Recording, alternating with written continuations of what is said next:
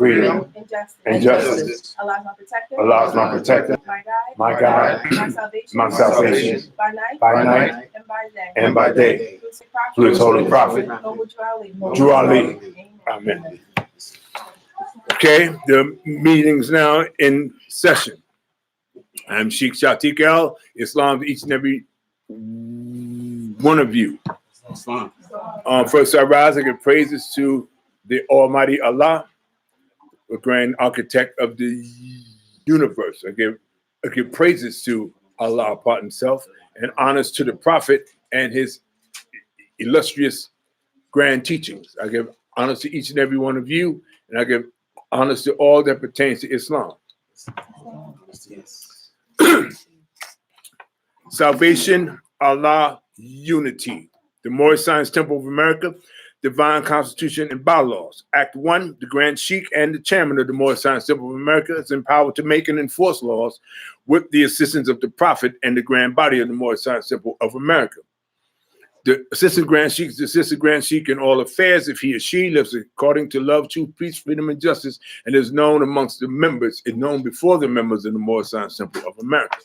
Act 2, all meetings are to be open and closed promptly according to the Circle 7. Love, truth, peace, freedom, and justice. Friday is our holy day of rest because it was on the Friday the first man was formed into flesh. It was on the Friday the first man departed out of flesh and ascended into his Father God Allah. For that cause, Friday is a holy day for Muslims all over the world, Islam. Act 3, love, truth, peace, freedom, and justice must be proclaimed and practiced by all members of the Moorish Science Temple of America. No member is to put in danger or to accuse falsely his brother or sister on any occasion that may harm his brother or sister. Why? Because Allah is love. Act 4, all members must preserve these holy and divine laws, and all members must obey the laws of the government because by being a Moorish American, you are what? A part and parcel of this government and must what? Act 5, this organization of the Moorish Science Temple of America is not to cause any confusion or to overthrow the laws and constitution of the said government, but to obey what? Hereby. Act 6, with us, all members must proclaim their nationality, and we are teaching our people their nationality and their divine creed, that they may know that they are a part and parcel of the said government, and know that they are not Negroes, colored folks, black people, or Ethiopians, because these names were given to slaves by slaveholders in 1779 and lasted until 1865 during the time of slavery. But this is a new era of time now, and all men now must proclaim their free national name to be recognized by the government in which they live and the nations of the earth. This is the reason why Allah, the great God of the universe, ordained Noble Drew Ali, the prophet, to redeem his people from their sinful ways. The Moorish Americans are the descendants of the ancient Moabites, whom inhabited the northwestern and southwestern shores of where? Africa. All members, Act 7 rather, all members must promptly attend their meetings and become a part and parcel of all uplifting acts of the Moorish Science Temple of America. Members must pay their dues and keep in line with all necessities of the Moorish Science Temple of America. Then you are entitled to the name of faithful. Husband, you must support your wife and children. Wife, you must obey your husband and take care of your children and look after the duties of your household. Sons and daughters must obey father and mother and be industrious and become a part of the uplifting of fallen humanity. All Moorish Americans must keep their hearts and minds pure with love and their bodies clean with water. This divine covenant is from your holy prophet, Noble Drew Ali, through the guidance of his Father God Allah, Islam. And before I bring up Brother Omari to do the one-on-ones, I found an excerpt that I would like to just share. It's short and sweet, but it's powerful and to the point. It starts with Friday, March 1st, 1929. The Prophet makes a plea to nation.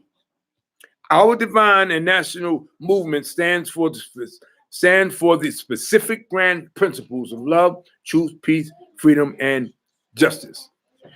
And I, the prophet, am applying to all loyal, faithful Moors, members, and the American citizens to help me in my great uplifting acts of uplifting fallen humanity among the Asiatic race and nation. For I have suffered much and severely in the past through misunderstanding of what the movement was dedicated to. That's a very important saying right there. Members and the American citizens, and I have suffered much and severely in the past through misunderstandings of what the movement is dedicated to. Very important key points. But I won't get into that because I want to preserve that time and not be disruptive. It is the great God Allah alone that guides the destiny of the divine and national movement. I know all true American citizens are identified by national descent names to answer and apply to the free national constitution of what? This free national republic of the United States of America. Not a democracy, it says a republic. That's why I am calling on all true national citizens to help me morally and financially in my great work. This goes to the beginning of the Circle 7 when it said a servant is worthy of his hire. That's what that means. It's not use it to collect funds.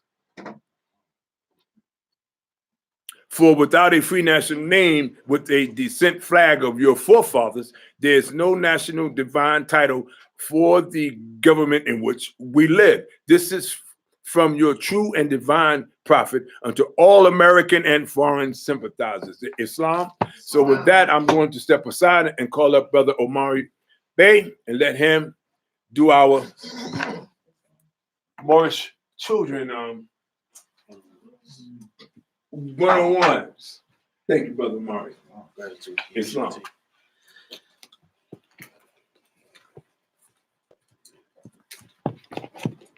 Islam, family.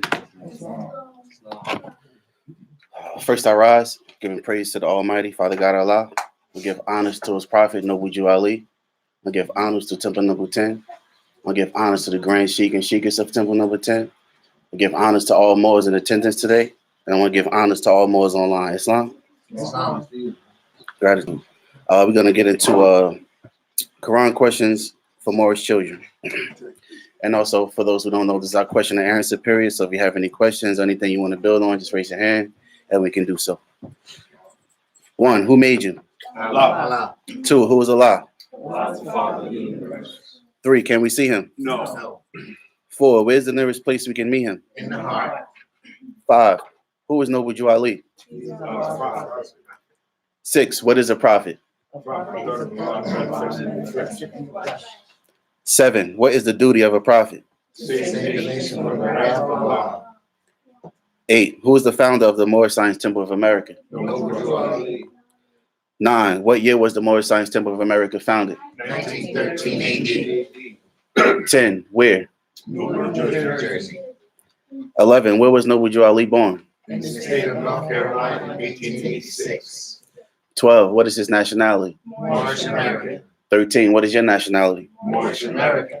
14, why are we Moorish Americans? Because we are Descendants of Moroccans and born in America.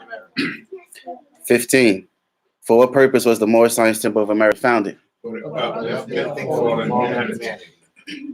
16, how did the prophet begin to uplift the Moorish American? Teaching them to feed themselves. 17, what is our religion? Islam. 18, is that a new or is that an old time religion? Old time religion. 19, what kind of flag is the Moorish? It's a red flag with a 5-star pointing star and a green star in the center. 20, what do the 5 points represent? Love, truth, peace, freedom, and justice. 21, how old is our flag? It is 50,000 years old. 22, which is our holy day? Friday. 23, why? Friday is the day of the flesh. And it was Friday when he departed out of flesh. 24. Who is Jesus? He was a prophet of Allah. 25. Where was he born?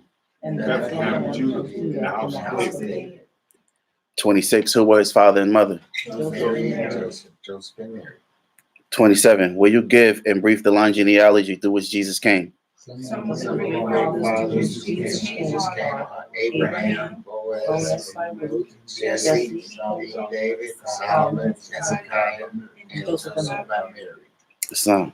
28. Why did Allah send Jesus to this earth?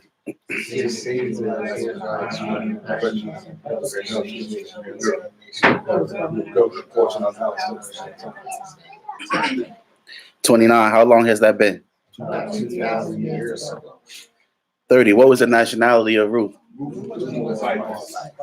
31. What is the modern name for Moabites? 32. Where's the Moroccan Empire? 33. What is the modern name for Mexim? 34. What is the title given to our ruler in Morocco? 35. Where do we get the name Jesus? 36. What does the name Jesus mean? Justice. 37. Did the angel give to the child that was called Jesus a holy name? Yes, but it cannot be used by those who are slaves to sin. 38. What is an angel? Angels is also Manifested in human flesh. 39. What are angels used for? to carry messages to us. For causes, worlds, or nations. 40. What is our prophet to us? Allah is sent to bring us the everlasting gospel. 41. What is the everlasting gospel? It is the saving power of Allah's prophets. 42. What is the covenant of the great God Allah? Honor our father and our mother, and that days belong to Abraham, which is all that Allah has given. 43. At what age did Jesus begin to teach? At the age of 12, 44. Where did he teach? India, Africa, and Europe. 45. How long did he teach? 18 years. 46. What did Jesus say that would make you free? True. 47. What is truth? Truth is Lord. 48. What is ought? Order is law. 49. Can truth change? Truth cannot change or pass away. 50. What other names do we give to truth? Holy breath. 51. What have you to say about holy breath? All we can say is it is great, it is good, it was, it is, and evermore to be. Amen. 52. At what place on earth was the physical part of man formed? In the Garden of Eden, 53. Where's the Garden of Eden? in the land of Canaan, the city of Mecca. 54. What is the modern name for the Garden of Eden? Mecca. 55. What is the name of the first physical man? His name cannot be used Only by the executive rulers of the AC of the MSTFA. 56. What are the words of AC of the MST of A? the dark chamber of the Moore Science Temple of America, third heaven. 57. Who were Adam and Eve? Yes, fathers of the human family, atheists and Muslims. 58. Where did they go? They went to Asia. 59. What is the modern name given to their children? Asiatics. 60. Who is guarding the holy city of Mecca today to keep unbelievers away? Angels. 61. What is the modern name for those angels? Asiatics. 62. What is the shade of their skin? Olive. 63. Are the Moorish Americans any relation to those angels? Yes, I have the same father and mother. 64. Give 5 names that are given to the descendants of Adam. Lucifer, Satan, devil, dragon, and beast. 65. What is the devil sometimes called? Lower self. 66. How many selves are there? 2. 67. Name them. Higher self and lower self. 68. What people represent the higher self? Angels who protect the city of Mecca. 69. What people represent the lower self? Those who cast out of the city and those who accept their teachings.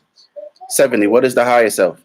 Higher self, mother virtue, the harmonies of life, the breach justice, mercy, and right.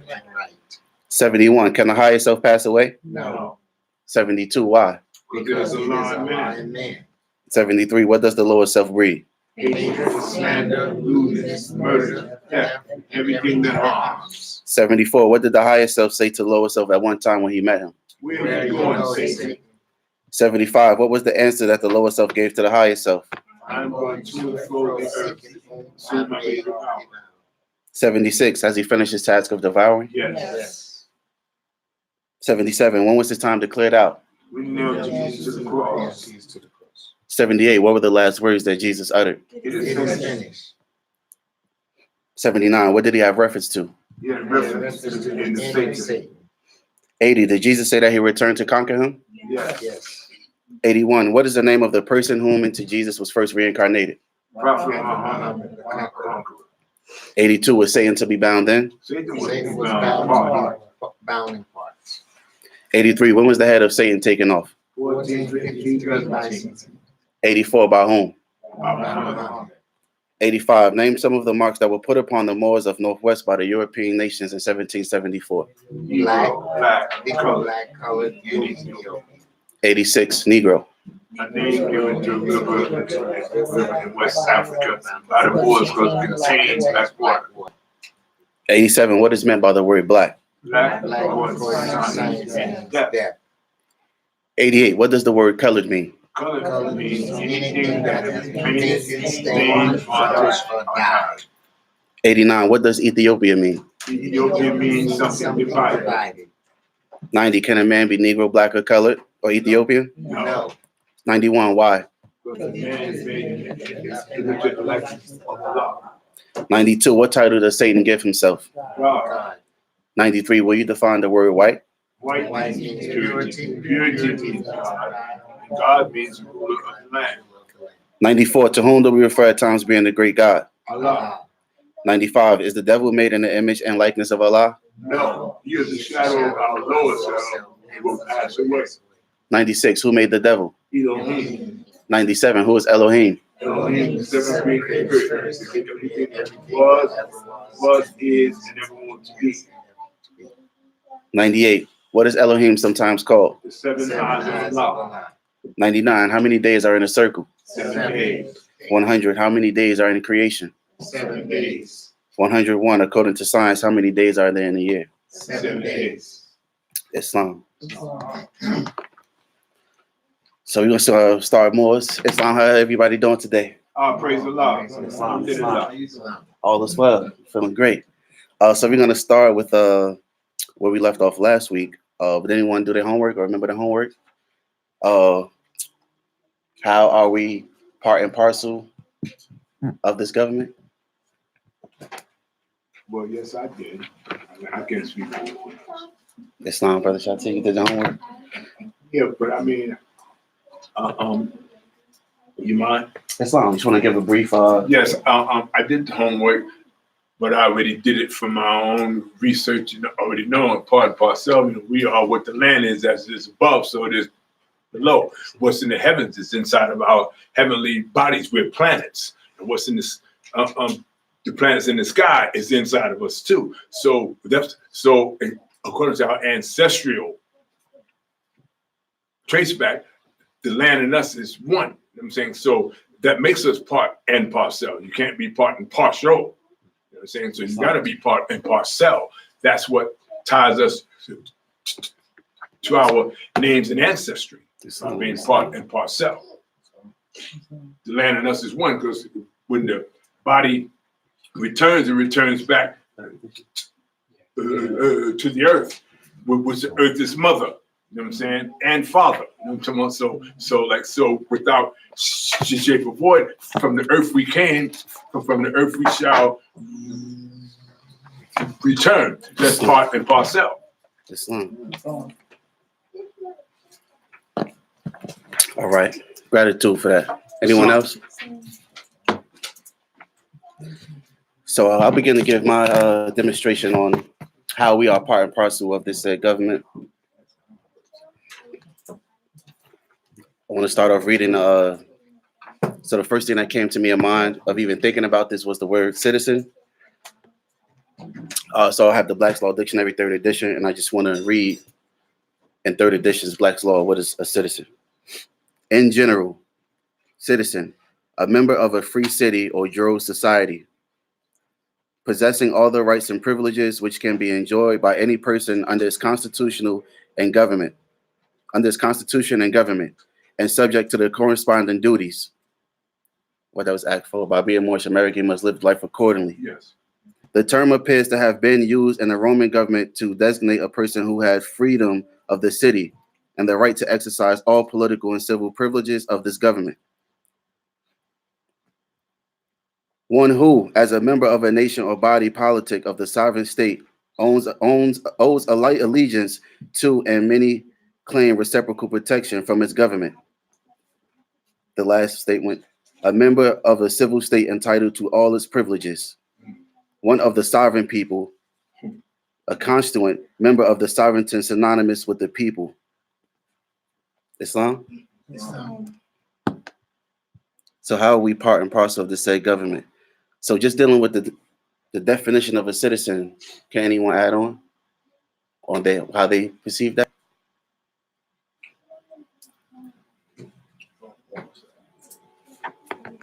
Yeah.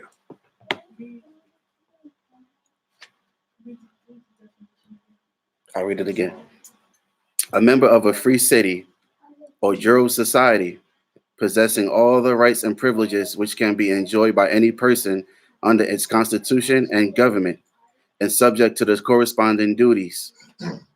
One who is a member of a nation or body politic of the sovereign state owes allegiance and two may claim reciprocal protection from its government. A member of the civil state entitled to all its privileges. One of the sovereign people, a constituent member of the sovereignty synonymous of the people. These. Okay. Islam, Brother Shakim, want to exercise? Yeah, that rise give praise to Allah, Islam, Holy Prophet of the Ali.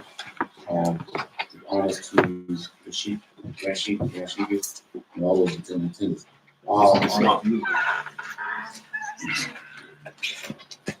So you said the definition basically being a sovereign. So according to the notes from last week, part and parcel is an essential portion. So it means we are necessary to complete the.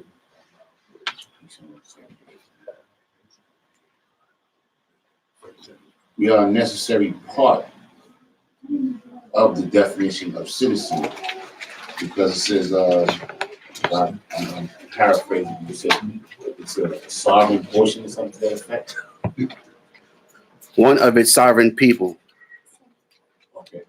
So our portion is necessary because the quote unquote Europeans are not sovereign. Mm-hmm. So for us to be citizens, you need that balance. So since we are the actual sovereigns, so we become that necessary essential portion. Can you tell me how? Okay, well I'm kind of getting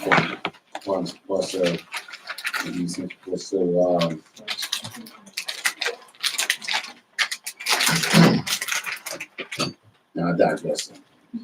Okay, what is your free national name? My free national Shakim El Bay. What free national name? Moorish American. Right. So one who is a member of a nation or a body politic of the sovereign state. So one who is a member of, so your membership or your free national name, Moorish American, determines where your citizenship lies, or how your citizenship is determined. According to your free national. Correct. Islam. Brother Shati. Yeah. Thank you, Shakim. I would like to help him out because he was right on point. Islam. You are what your ancestors are, without a doubt, contradiction. By being a Moorish American, you are part and a parcel of this said government, and you are the descendants of the ancient Moroccans. So we are Moorish Americans, making us true national citizens according to the Republic Constitution of these United States of America. So it's just so many different ways that you can tie yourself right back into it that can be undisputable. Islam. And just really fast before you Bill, before I go, I just want to dive into Camelback off of Brother Shatik, chapter 47, Egypt, the capital empire of dominion of Africa. The inhabitants of Africa are the descendants of the ancient Canaanites from the land of Canaan. Old man Cush and his family are the first inhabitants of Africa who came from the land of Canaan. His father Ham and his family were second. Then came the word Ethiopia. What does Ethiopia mean? Which means the demarcation line of the dominion of Amexi, the first true and divine name of Africa. The dividing of the land between father and son.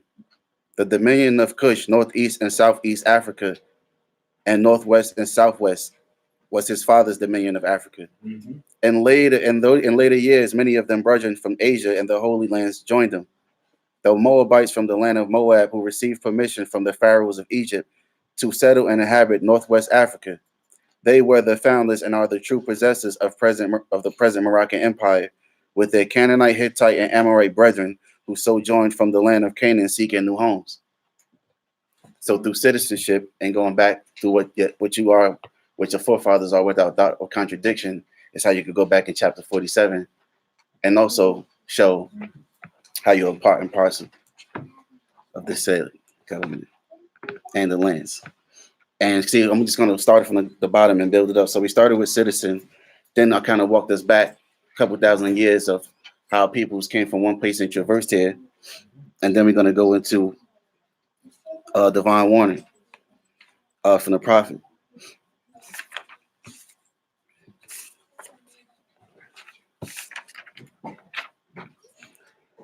The word Negro deletes to the Latin word nigger. The same word is colored, deludes to anything that is painted, stained, varnished, or dyed. That's the 101 answer. And every nation must bear a national descent name of their forefathers, because honoring thy fathers and thy mothers, your days will be lengthened upon this earth. These names have been never been recognized by any true American citizen of this day. Though your free national name, you are known and recognized by all nations of the earth, and that are recognized by the said national government in which they live.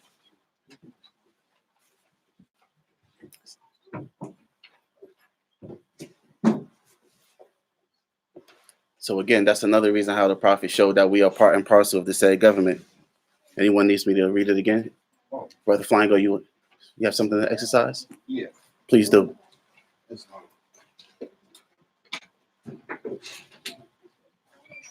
First, I rise and I give all praises to Allah, the Father of the universe.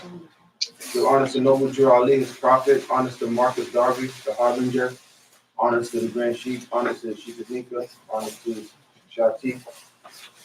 Sheikh Amari. All the Sheikhs, and everybody here, and everything pertains to Islam. Islam.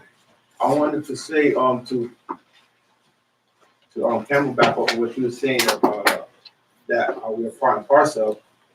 The prophet said that he wanted us to bring us back into the constitutional form of government. Yes. And in our divine constitution, which is the constitution for our government, in Act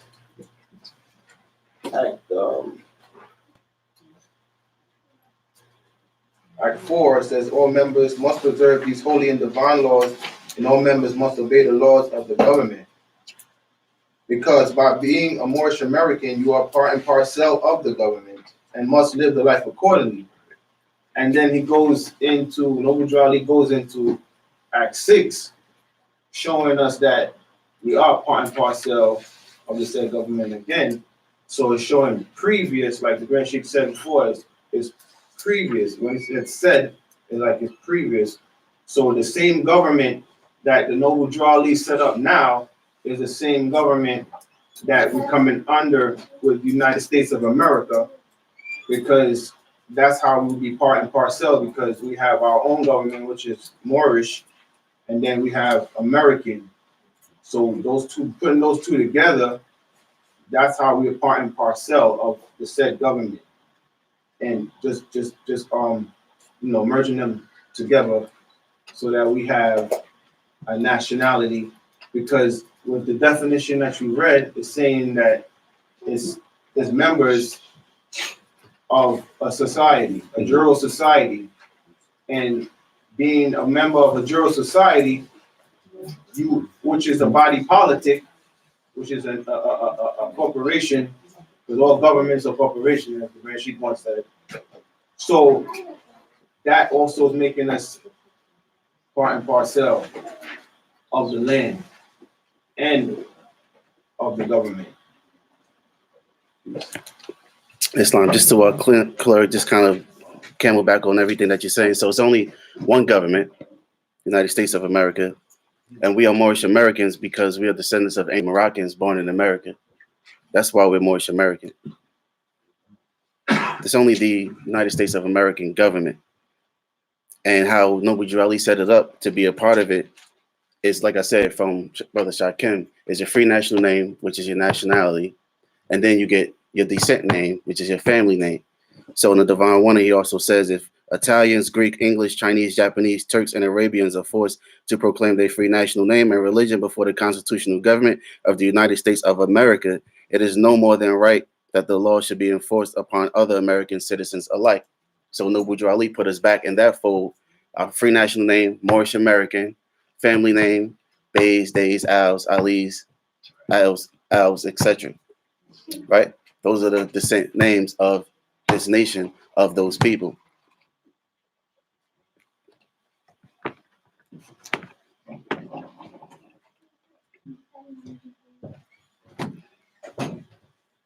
And then just to camel back again, before I pass it to Grand Sheik, is again, I'm glad that you brought it up, was Act 6. So he kind of summed it all up in Act 6. With us, all members must proclaim their nationality.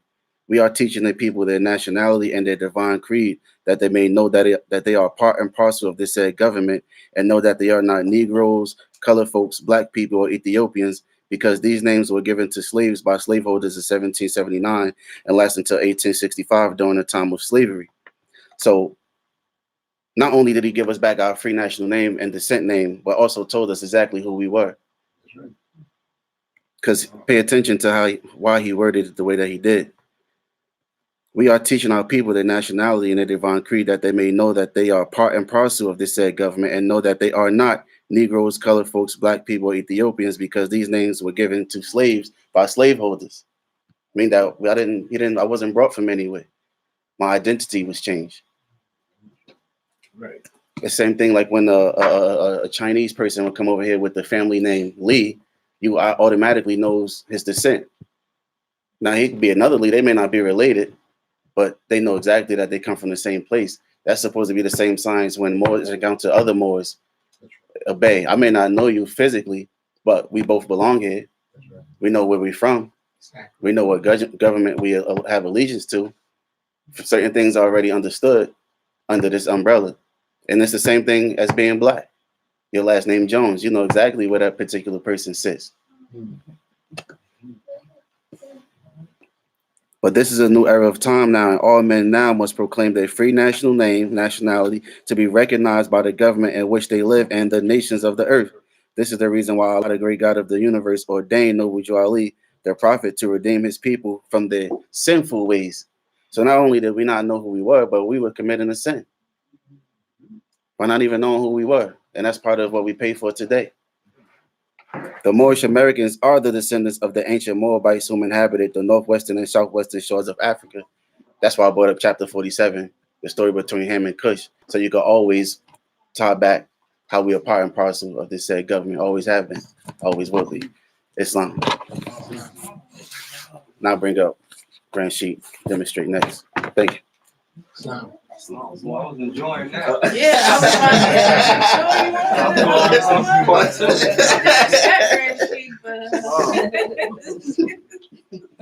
Stick me with the whole Yeah, lesson. Wow.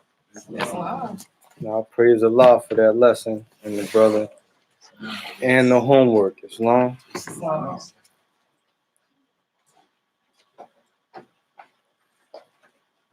Before we go into another phase of that lesson, did anyone have any questions on the Noble's demonstration or the topic itself? Because I know we have some members that was not here last week, but is anyone not familiar with the homework that was pointed out? Yeah. Islam? Brother Amari, would you mind just reiterating what the lesson, the homework lesson was? So last week's demonstration was Moorish Americans being part and parcel of this government, and also identifying what is the true government of this land. And the homework was, how are we part and parcel of this said government?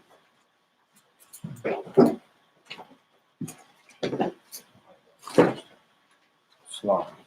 Islam.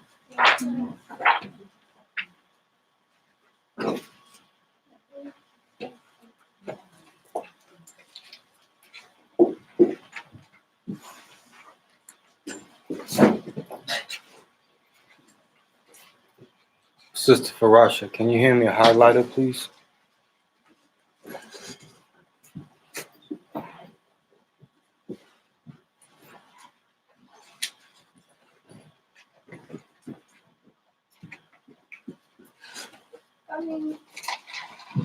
Thank you, Noble.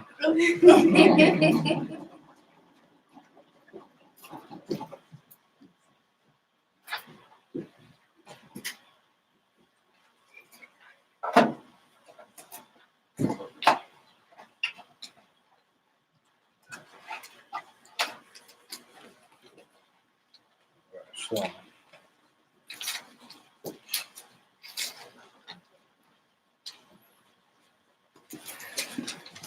Islam, Morris. Islam.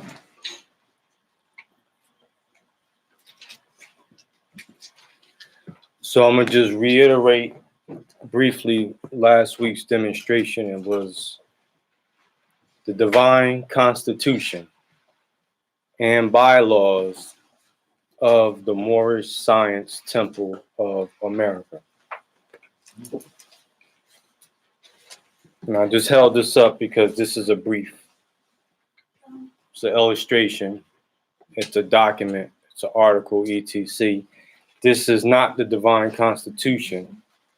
This is just a replica of it in words and reduced to writing. But in a more specific application, we are the divine constitution and bylaws of the Moorish Science Temple of America. Islam. Now that sounds good. However, it's true.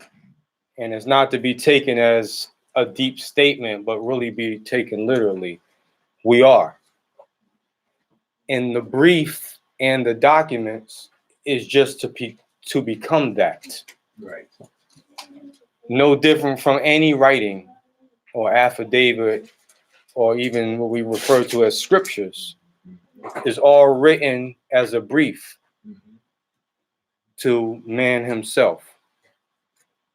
And the beauty of our organization and our lessons is we really take things in a literal sense where we're trying to become that. So we're strict observers. We are extremists, as the media will call us, but we're extremists to the point where we're really taking the words to the extreme. And because of that, our organization is so strict that it deters a lot of people from it, because we adhere to the principles, which are very strictly preserved, and most people takes that more as a fear or as a foe, where they don't want to really deal with it or become members of the organization because they don't want to face that type of adherence to those principles. So they drift away from it. Some study it, read it, play with it at their own rate. But to really become members, Drew Ali is holding us to a strict adherence to these principles. And those of us who commit it, oblige themselves, it's a beauty, because what it does, it takes us out our comfort zone. And it forces us to adhere to these principles that we have been lacking of. So it forces us to become better citizens by default, even if that's not your agenda. It forces us to become better citizens just because of the application of doing what others do. Absolutely. Now, a term my mother used to always say, monkey see, monkey do. So that's an old term that she used to always say, but she was using it more as because, we following what the neighbors doing. We hanging out with the Joneses down the street and this, that, and the third. So she was always using it to challenge the activities that was going on in the house. But I'm using it also to just say that this is how we are accustomed to acting in our society is monkey see, monkey do. And it's like one wave pushing on another wave, like the Quran says, till they both are behind one another.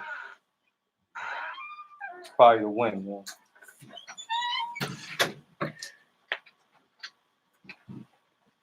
So by just being accustomed to this westernized society is monkey see, monkey do. That's right. We're taught and trained and programmed just by seeing what others did or what they're doing. That becomes our lessons. It's how a person could not go to school at all and can make it in society based off of the expectations of that same community without learning how to read and write and do certain things, because they're just going to follow suit of what another person do. They mirror image the person that they see. And what Drew Ali has taught us is that became that Negro, Black, and Color, the Ethiopian demonstration. That monkey see, monkey do. So you don't sign up to be Negro, Black, and Color from that perspective. You animate that, activate it just by carrying out the expectations of that. True. So, Absolutely. so last week we touched up on the Constitution as in whole, how the acts, it's Act 1, Act 2, all the way down to Act 7.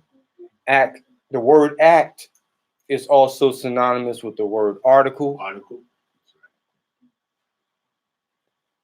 and interchangeably used according to time and administration. So Drew Ali, as you notice, takes us back to an old time reference. Ancient days of the forefather, we go back into time like masterminds do. So when he introduced words to us, he took us back to an earlier time reference. So the word act was used in ancient law, in ancient administration law, ancient government law. If you look it up, they will tell you ancient English law, ancient English statutes. So we might try to mirror the words articles because we think articles predate, what we're dealing with, when articles is just a modern day usage of statutes and rules and regulations, where acts predate articles. However, they both pretty much mean the same, just again letting us know why we use what we use. And there's signals and codes, because when we reiterate these words, statesmen and politicians, people who know your point of reference where you're going back to. So if you start talking about your acts, then they exactly know what you're talking about. Not just action, meaning to do, but acts is a reference of law. It's no different from Constitution. Together we form a Constitution. The Constitution means us together. The word Constitution, the root word is con, C-O-N. Or if you want to go further, co, C-O, co. Some of us might know it from co-defendant, which just means together with or together. We were together. So you see how they use this in against us, but we might not necessarily know why. So as soon as someone say co-defendant, well, Who was I with? What are you saying? Same thing with Constitution. If for a body of law to be called Constitution, it means together with. So who are parties to that is the next question at law. Who is a party to the Constitution? That's the number one key question. That's what the homework is about. That's right. But that's what citizenship is about. That's what laws is about. Laws breaks down, we know that the Constitution is referred to as the supreme law of the land, correct? Yes. So the Constitution constitutes everything. It's the nucleus of everything that you're dealing with, all contracts, all agreements, all laws, because laws are agreements. But in order for a law to exist, it had to be made up pertaining to somebody. Who are those people? When you say government, you're talking the same thing. And I'm going to get into what the word government means in a minute. So, giving us a little bit more clarity on this divine constitution. Symbolically, we're going to be speaking esoterically for a second. Within the 7 acts, this is an illustration where Drew Ali is standing in the middle of the 7 acts. Mm-hmm. So this is not just drawn this way because it looks good. It's a code. And it's metaphysically letting us know and letting other people know, whoever it may be. And the symbols, the gestures of symbols and the clothing, the apparel, the fez, everything he's dealing with right here, it's a statement in government and in law.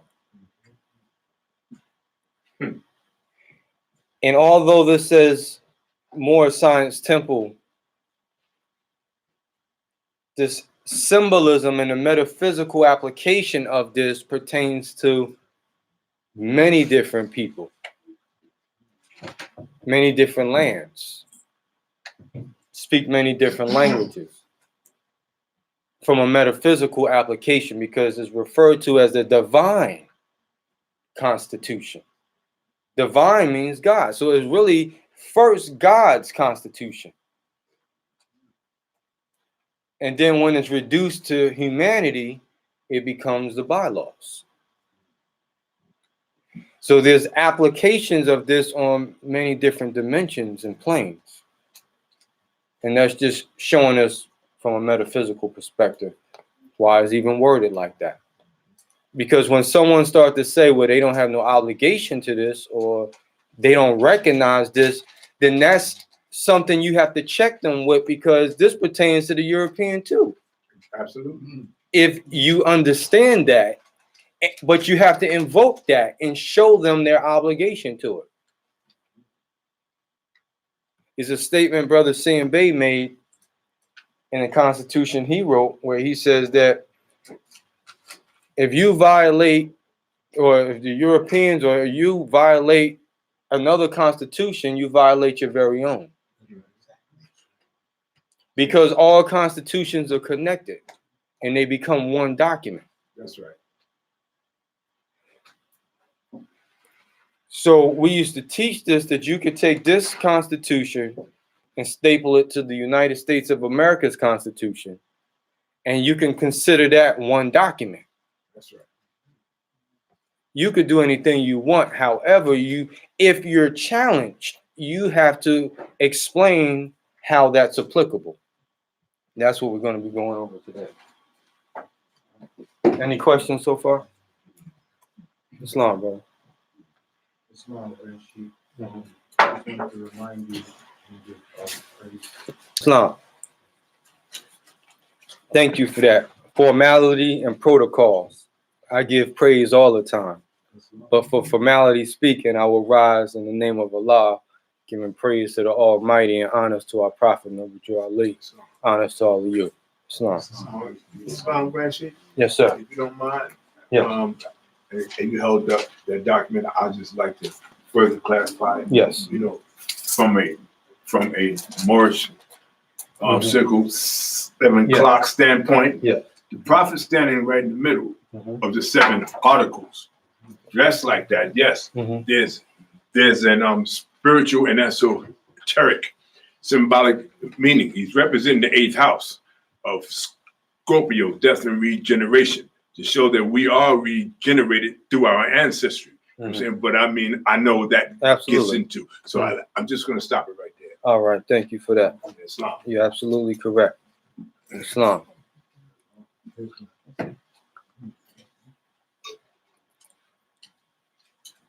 So there's many different applications of the divine constitution, but we're going to go in brief. We're going to speed it up and go more into Act 6 is where the nucleus and the focus point is at.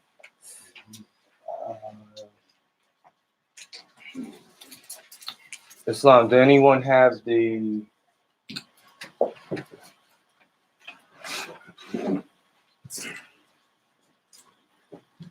We're going to need the Constitution of the United States of America. If you have your own, keep it out. But we're going to be going through that. I know we got phones nowadays. Old school speaking, we used to always, we call them travel documents. We used to always keep our Moorish credentials with us, definitely Moorish guide literature. I have one. I'm just saying I'm gonna go over it so everybody pull theirs out. Constitution of the United States, every citizen should always have with them. You know how you ride, you see people on the back of their car, on the back deck, they always got their Bible back there. Mhm. You know, people who are Christians or whatever, Islam, which is cool. But in your conveyance, you should always have a copy of the Constitution in your conveyance at all times. We used to always have pocket-sized constitutions as well, too. Before the phones became popular, you can use your phone in court. Just letting you know. That's not what this is about here. But if it's for reference to something and you need to go online, you can use that.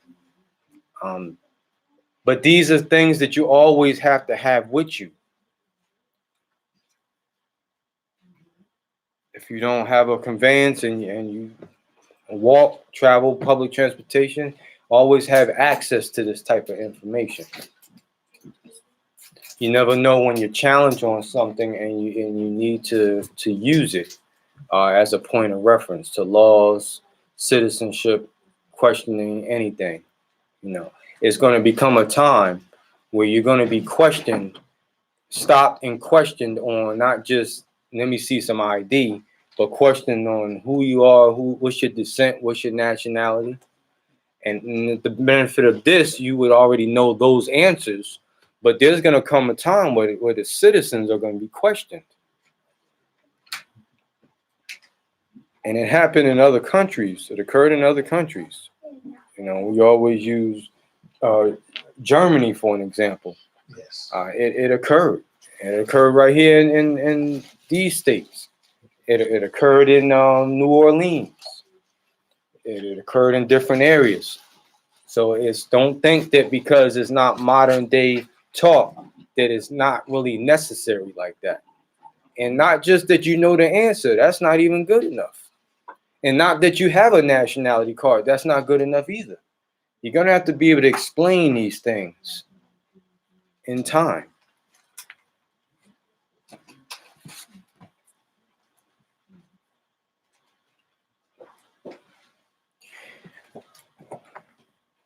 So we hear the term astrology.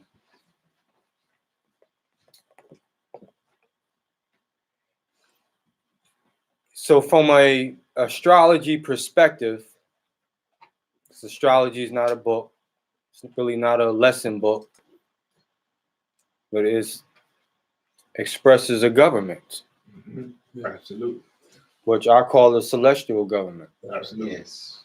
But it's still a government. Yes. So government is not just pertaining to people or administration of buildings and people sitting there making laws, right? Governments is on many different scales. However, so there's a divine government. So if there's a divine government, there's a divine constitution. However, astrology just represents a descent form of the divine constitution and the divine government. So now you're dealing with the star or celestial system. All right. So in brief, you know, you have 7 major ruling planets. Yes. All right. So the number 7 is important because you're going to see that system of government in the physical, symbolic with the government and the celestial government and the divine government. So it all runs hand in hand. We need to know the descent of where our physical government comes from. What constitutes the physical government? So you got 7 major ruling planets. So in sequence with that, in harmony with that, you have 7 acts. That's right. Or 7 articles. That's right. The Constitution of the United States is the same. Yep. You have 7 articles. That's right. And then you have what you call the Bill of Rights, which people mistakenly refer to it as the Constitution, It's not. but they're amendments to the Constitution, Yes. where an amendment does become a part of the whole. However, you need to know the process of that, where originally 7 articles constituted the Constitution of the United States. And that was enough. Just like we have 7 acts, but that's not all we have in the Moorish Science Temple of America. No. But that's keeping in line with divine order. So we have to understand where the 7 comes from. Number 1, numero uno, is the beginning, what they call the alpha. In astrology is Aries, which is what we refer to as the first house. All right, so Aries keywords is, anybody know? What's that? Say that again. Aries keyword in astrology? Ram. No, the keyword is I am. I am. Right. I'm Right. sorry. Yeah. So I am, I am. Right. meaning you, meaning me, meaning us, from a plural perspective. From an individual perspective is you, I am, which is symbolized by the ram of Yeah. what you were saying. Hi, All right, but Aries initiates. Yeah. So you correlate that to the seasons and you have what you call spring equinox. Spring, Yes. which means to spring forth, That's right. means to start or to initiate. So number 1 initiates, that begins, that's number 1, right? So that's how order, numerology, words, that's how everything starts off. That's how we perceive things in this world. So showing you, correlating into scriptures, when they asked Jesus, who was he? He said, I am. I am that I am. Then when they asked him, who sent you? He said, I am that I am sent me. So it's code words, again, not caught up into Christian mythology, but showing you the astrology in even the scriptures of the Bible on where that's going. Absolutely. Because Jesus represents justice. That's and I'm right. going to explain that in 1 second. So that's number 1. Not going to go through all of them. That's going to be another lesson. But I want to go to at least the 5th house. So Aries, first house, right? Act 1, Article 1, which are the laws. That's who initiates the laws. That's the foundation of government in the physical. Congress, according to United States of America government. In our domestic side, we got the Grand Sheik and the chairman. Then correlates on a plural, the grand body of the Moorish Science Temple.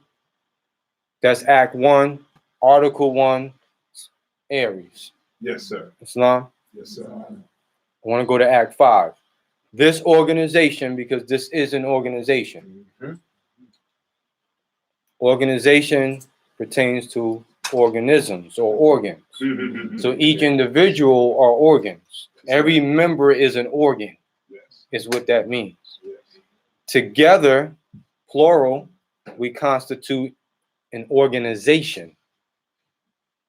So it says this organization of the Moorish Science Temple of America is not to cause any confusion or to overthrow the laws and the Constitution. Yes. Not to cause any confusion or to overthrow the laws. And Constitution. Listen to what it says, not to cause any confusion. That can go two different ways because people have said, well, obey the laws. You're causing confusion by going outside the box or by talking what you talk. This is what I've heard. However, it will cause confusion by following truth because majority of the people don't follow the truth. So if you follow the truth, it will cause confusion. So be careful on how you interpret things. But so it doesn't mean don't follow the truth because the truth causes confusion. No, that's not what he's saying. You want to follow the truth because it's more majority within truth than it is in falsehood on a metaphysical scale. Absolutely. So you don't want to be bamboozled by the thought of what physical people say and do and how they think. That's back to that monkey see, monkey do demonstration. You look at the majority people and say, well, the crowd is over there. So you will say the majority is over there. But that's just from a finite point of view.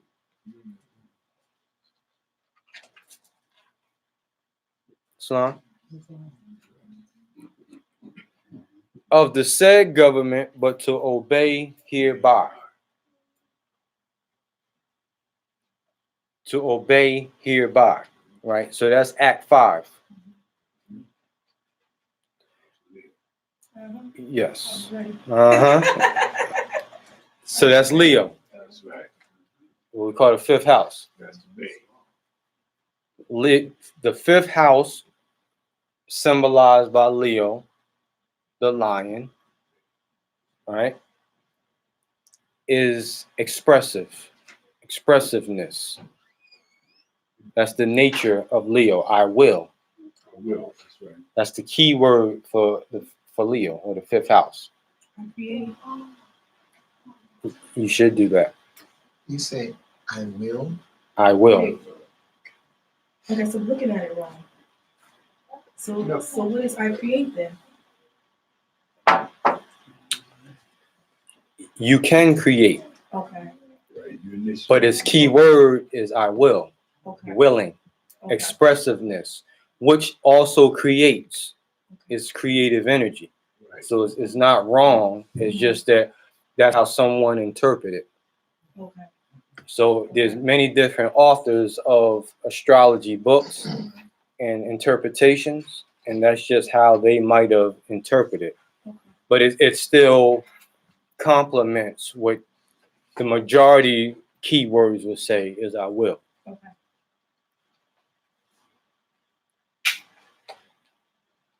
So the key point of the fifth house is expression. Just think expression. That's what we're just going to go with for the topic of the lesson. So within the fifth house is where you express yourself. Is where you start to get an understanding of yourself, your surroundings, and your environment.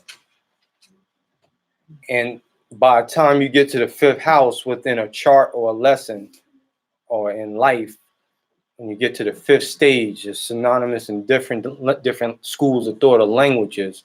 But when you get to the fifth house, it's when you start to express whatever you were taught, whatever you were programmed to.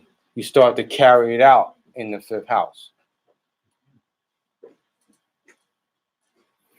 So 1 through 4, 4 deals with the house, your personal house, Cancer, the home, which is a square. Number 4 represents square 4 corners, constitutes 360 from that perspective. But this is 4 represents the home. So that's your nurturing stages of the womb. 5, you start to express yourself.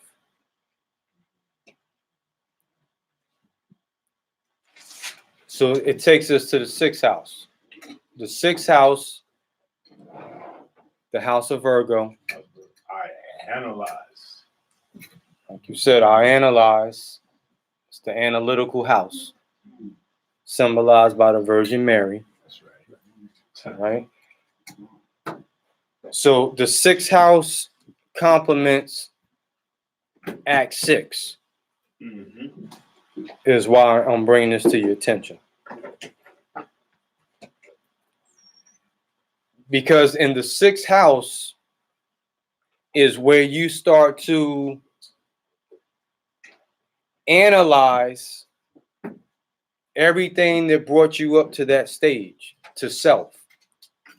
It really represents self. It's not perfected self, but it's when you start to come into yourself. So this is why it says Jesus was born of the Virgin Mary, because Jesus represents 7, which is perfection. And in order for Jesus to be perfected, he had to come out of the state of the 6th house. So Mary only means 6th house, even in the scriptures. Mary only means 6th house. And Jesus was just born from the 6th house, is how you interpret Christianity from the way it's taught.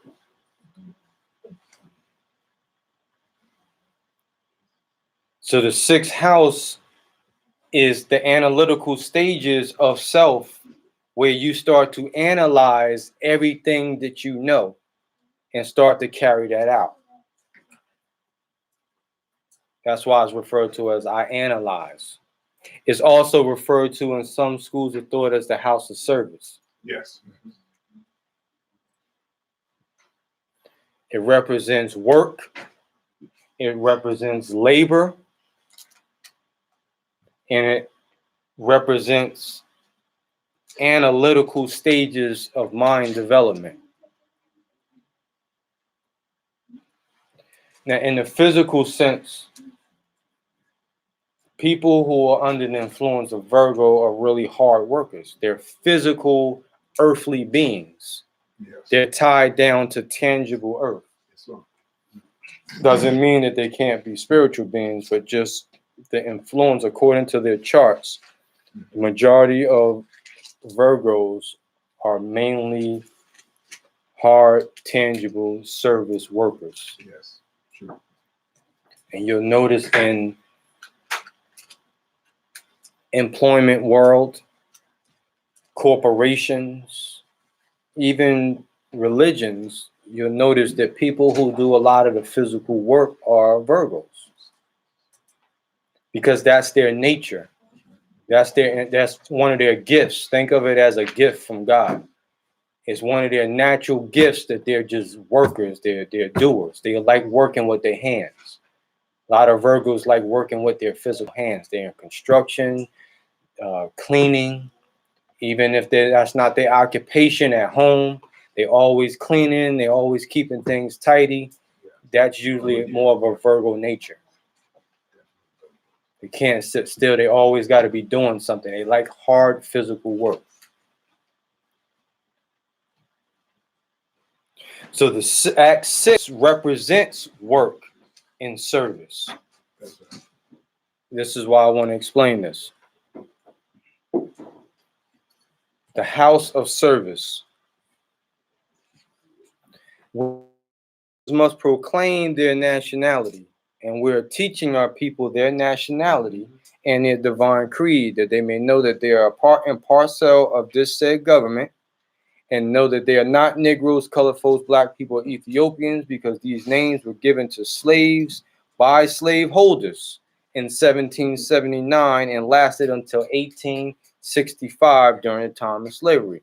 But this is a new era of time now, and all men now must proclaim their free national name to be recognized by the government in which they live and the nations of the earth. This is the reason why Allah, the great God of the universe, ordained Noble Drew Ali to redeem his people from their sinful ways. The Moorish Americans are the descendants of the ancient Moabites who inhabited the northwestern and southwestern shores of Africa. So now it's a little history lesson within there he's giving you, but that's the analytical stage of where you need to be. That is the heart of this movement. Listen what I'm saying. Act 6 is the heart of this movement. So it's not by chance that it's in sequence to Act 6, because Act 6 represents work in service. We're here to labor, which is work in service, for our government. For our government. Not just for our temple, not just for our movement, but for our government. We are part and parcel, going through the stages of becoming part and parcel for service, for work in service. You know, hear that term is not what your country can do for you, but what you can do for your country. All right, so that mentality is government. That's how government is actually viewed. He said, take your place in the affairs of men. So it's not to come into this. We didn't come into this to receive. We actually came into this, we were initiated into this to do work. That's right. To work for the government and to become the government. Absolutely. We're only going to become the government by doing work. That's right. And in order to do that, you have to analyze the issues of the government. And this is, just listen to what I'm saying. The analytical stages of Virgo. I analyze. What do you analyze? You analyze crises within yourself or your surrounding. It's what the 6th house represents. So you analyze whatever the issues are. You only analyze something that there's a discrepancy. You only analyze, or analyze goes into meditation, mediation, or heavy thought. It's like editing something. So after all the work is done and now you need to edit something, you're editing what is wrong with the scenario.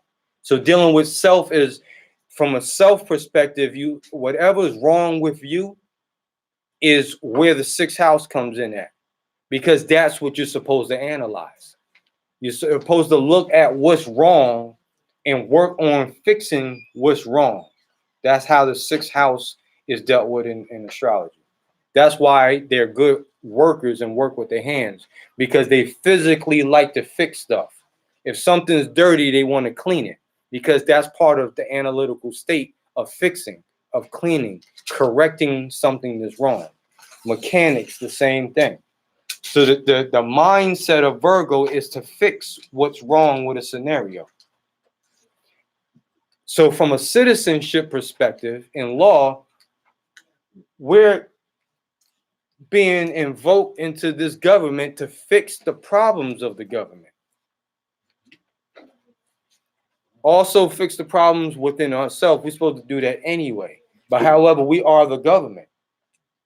So the problem with the government largely is because of what's wrong with us. The people are the government.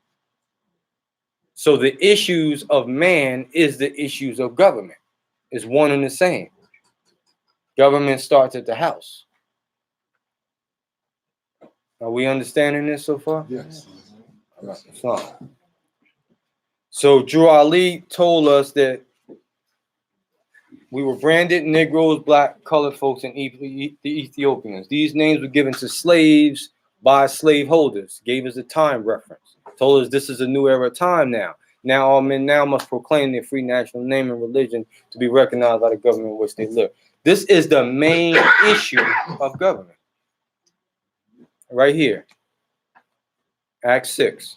And we went over it last week because if we are the essential part, if we are the main ingredient of government, but we're the ones that's deaf, dumb, and blind, so to speak, then that means that the government is at a standstill because the key ingredient is being ignored or not being expressive.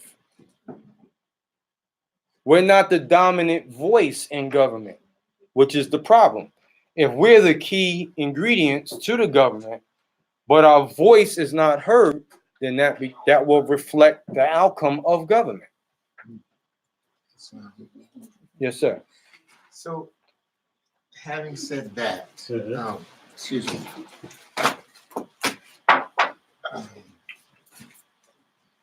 All praises due to Allah and honor to Noble Ali, to the Grand Sheikh, and all that pertains to Islam, and the Grand Sheikh is. Would that be in a sense of saying, like the government that we are listening to right now, because it is primarily European and whatnot, would that be like saying that we actually operate now under a shadow government and opposed to the true government, which is us? Yes and no. I would say that we're not really acting in government capacity at all. Correct. And I'm going to explain that. But I know why you're asking and where you're going, so I will agree with your thought on that. Absolutely. Right. And again, I'm going to come back and explain that further when I get to that portion. Thank you. Islam.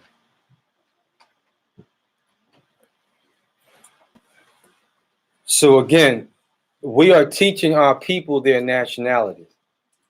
That's the work part of it. That's the service part of it. We're trying to do what we can to perfect this government. And the way to do that is by teaching our people, teaching the rest of our people that are under the influence of Negro, Black, and Color, teaching them that they're not that. By correcting each one's concept is part of correcting the issue of government. It's very simple, but it's very hard to do.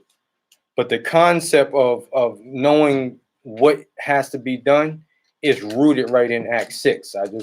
I'm trying to express that and get that across to us so that we can really understand what needs to be done, or where's the work at that needs to be done in this movement. Or for an individual coming in saying, well, what can I do?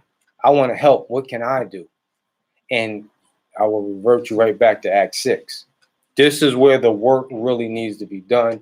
And even for Moors that's been in this movement for decades and years, it still goes right back to Act 6, because plurally we have not arrived at that consensus and awareness and having that recognized and respected that we are not Negro, Black, and Colors. So that's where the work continuously needs to be done at.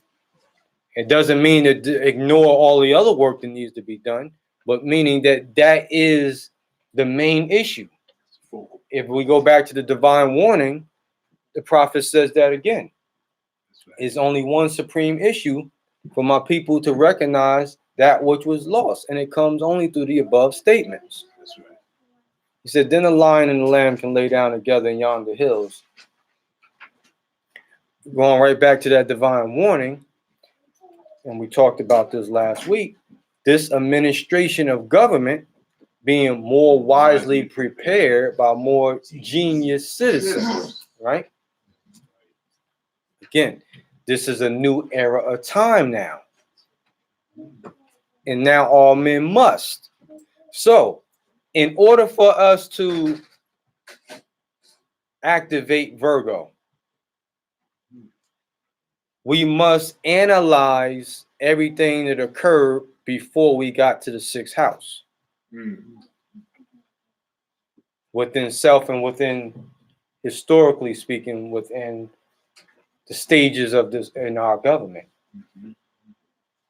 That's why slavery was very important, and he mentioned that in there because that is the nucleus of the issues. We are to correct slavery. If I had to just use a short, brief terminology, we're here to correct slavery, to reverse slavery.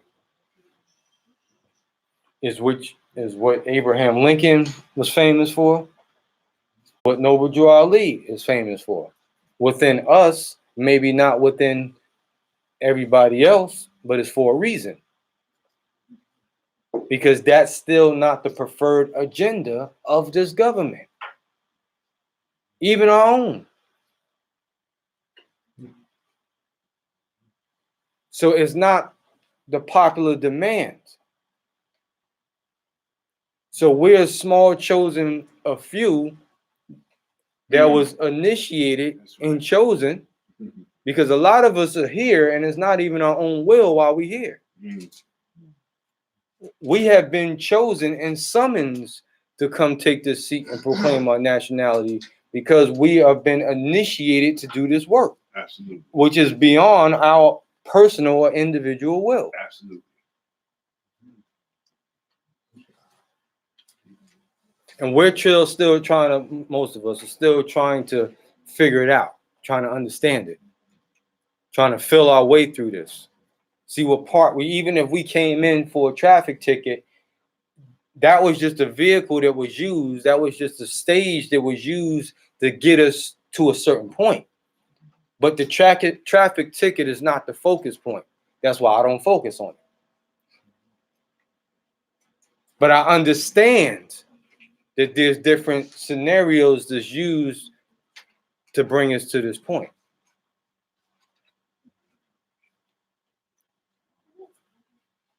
So going into the homework aspect of this, how did the prophet make us part and parcel of the government?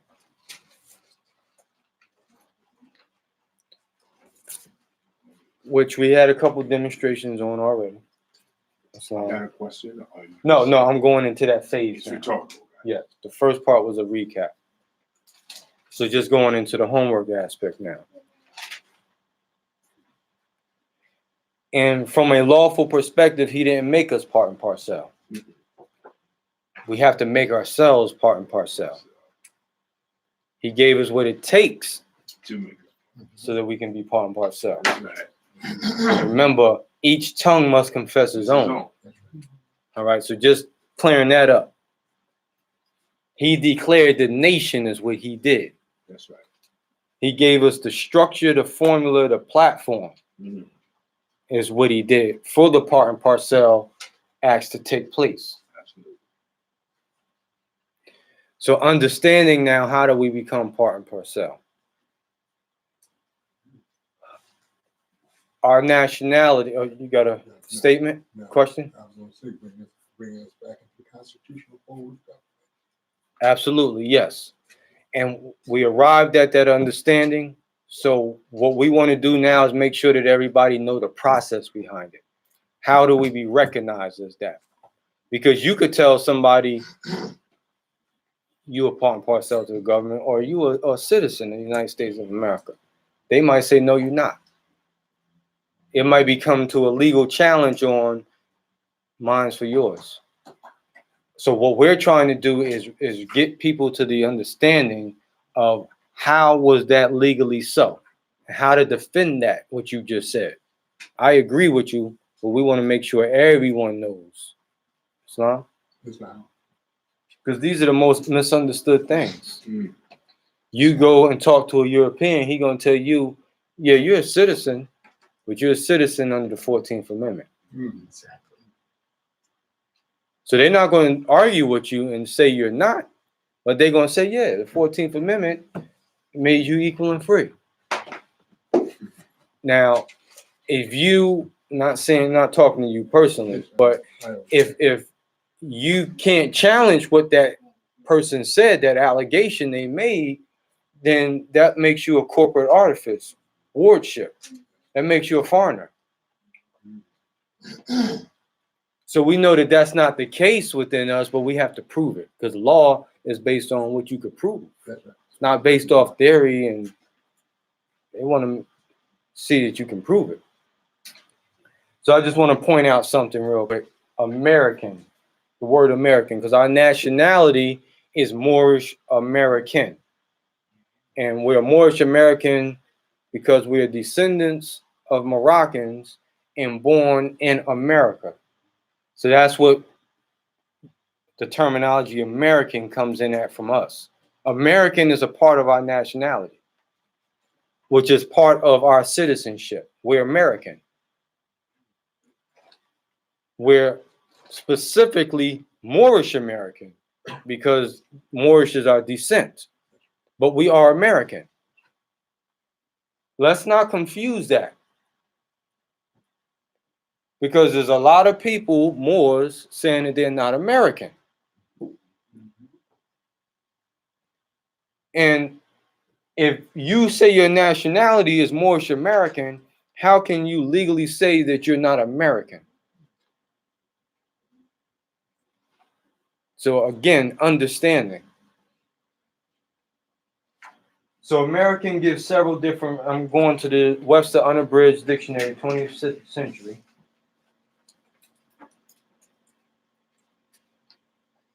American as a noun is an aboriginal or one of the various copper-colored natives found on the American continent by the Europeans.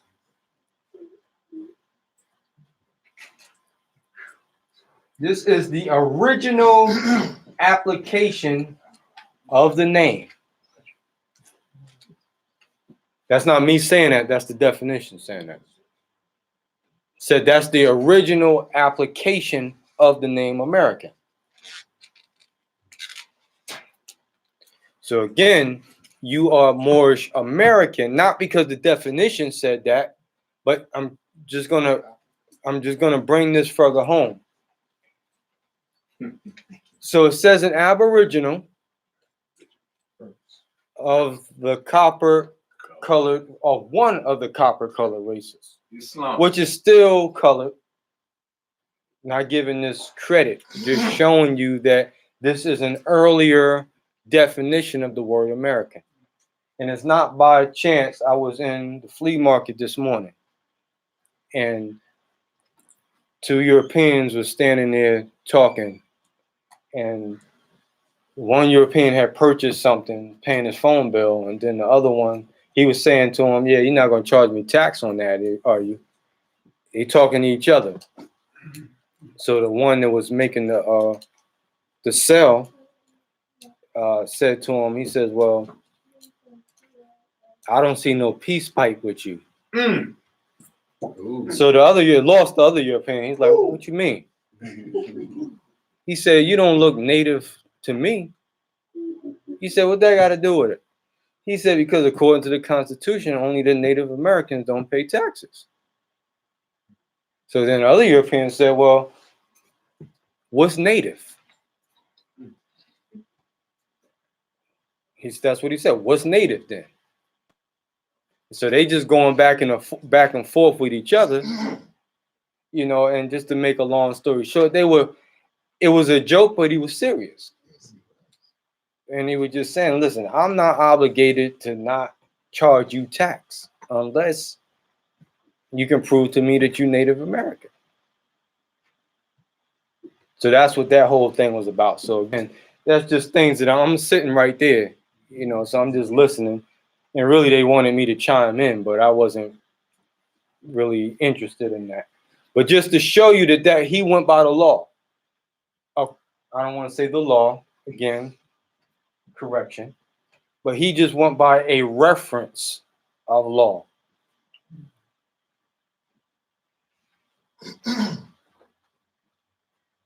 So back to the word American.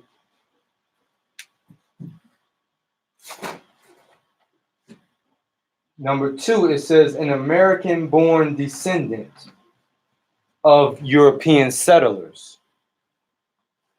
That's the second definition.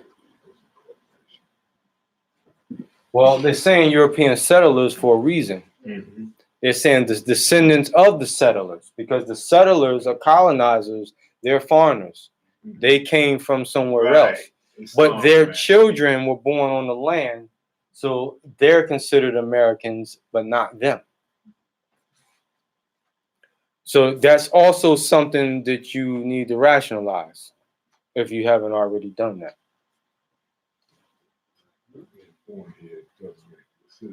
Absolutely, it doesn't. But it does make them eligible for citizenship. It's not. Just like two so-called foreigners It's called nationalization. come over here, but no, not that yet. Two foreigners come over here, so to speak, and they have a child here. Now they might have crossed the border by boat. They might have snuck over here according to the system. So, They're not citizens. No. But if their child was born here, the child is eligible for citizenship, but not the parent. it's not. So that's pretty much what they're saying. Mhm. It's not, brother. It's not. So that make it two type of Americans, or just it's really just one. Good question. You have what they call classes of citizens. That's the exact terminology. People don't understand that, but in citizenship, they're broken down into classes. That's what the Truth A1 is all about, that we talk about. A1. A1 is the highest class. That's right. That's like the pure. Aboriginal. Yes, it's supposed to be, but the system is all tainted. So they play with stuff and use stuff to where it works for them too. But A1 is supposed to be the classification A1. It's not just with people, but anything dealing with A1 is supposed to be like top notch. Like the highest class you can go is A1. So in United States Codes of Laws, we call it A1, Truth A1, which is the highest class of citizenship according to foreign relations is concerned. But there are different classes of citizens. That's where the 14th Amendment also comes in at, because even though they're saying that so-called blacks can now become citizens, the type of citizens they become are what they call 3/5 of a person. So they're not a whole, or they're not considered a natural citizen, because that's another classification of citizen. Natural citizen. That is the only citizen according to the Constitution. So if you're not considered a natural citizen, then technically you're not a citizen. But at the end of the day, it's only one. At the end of the day, it's only one. But there's still different classes, like, firstborn, natural born, like what we just saying, if you're born through naturalization or you naturalized, they still say, okay, you're cloaked with citizenship, but now you're a different class of naturalized citizen. So a naturalized citizen doesn't have as much so-called privileges or rights as a natural citizen. So according to the type of citizen you're recognized as, and they don't advertise this on TV, so nobody really examines what type of citizen that they're viewed as. You can call yourself whatever type of citizen you want, but that don't count. You need to know what's on file for you, what's at the Census Bureau. You need to know how they classify you in their system. Even at the job or wherever else, you need to know Social Security. You need to know what class of citizen that they acknowledge you as, because that's how they treat you. That's how they judge what you deserve, what you don't deserve. And even in court, that's how they judge whether they want to hear the case or not hear the case. They want to, how they're going to deliberate the jury.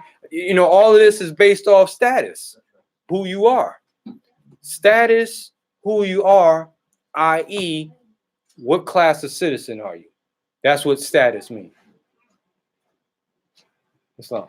Does that mean they got plans on naturalizing everybody? No. And they can't, because Article 1, Section 8 sets the standards for naturalization in the Constitution.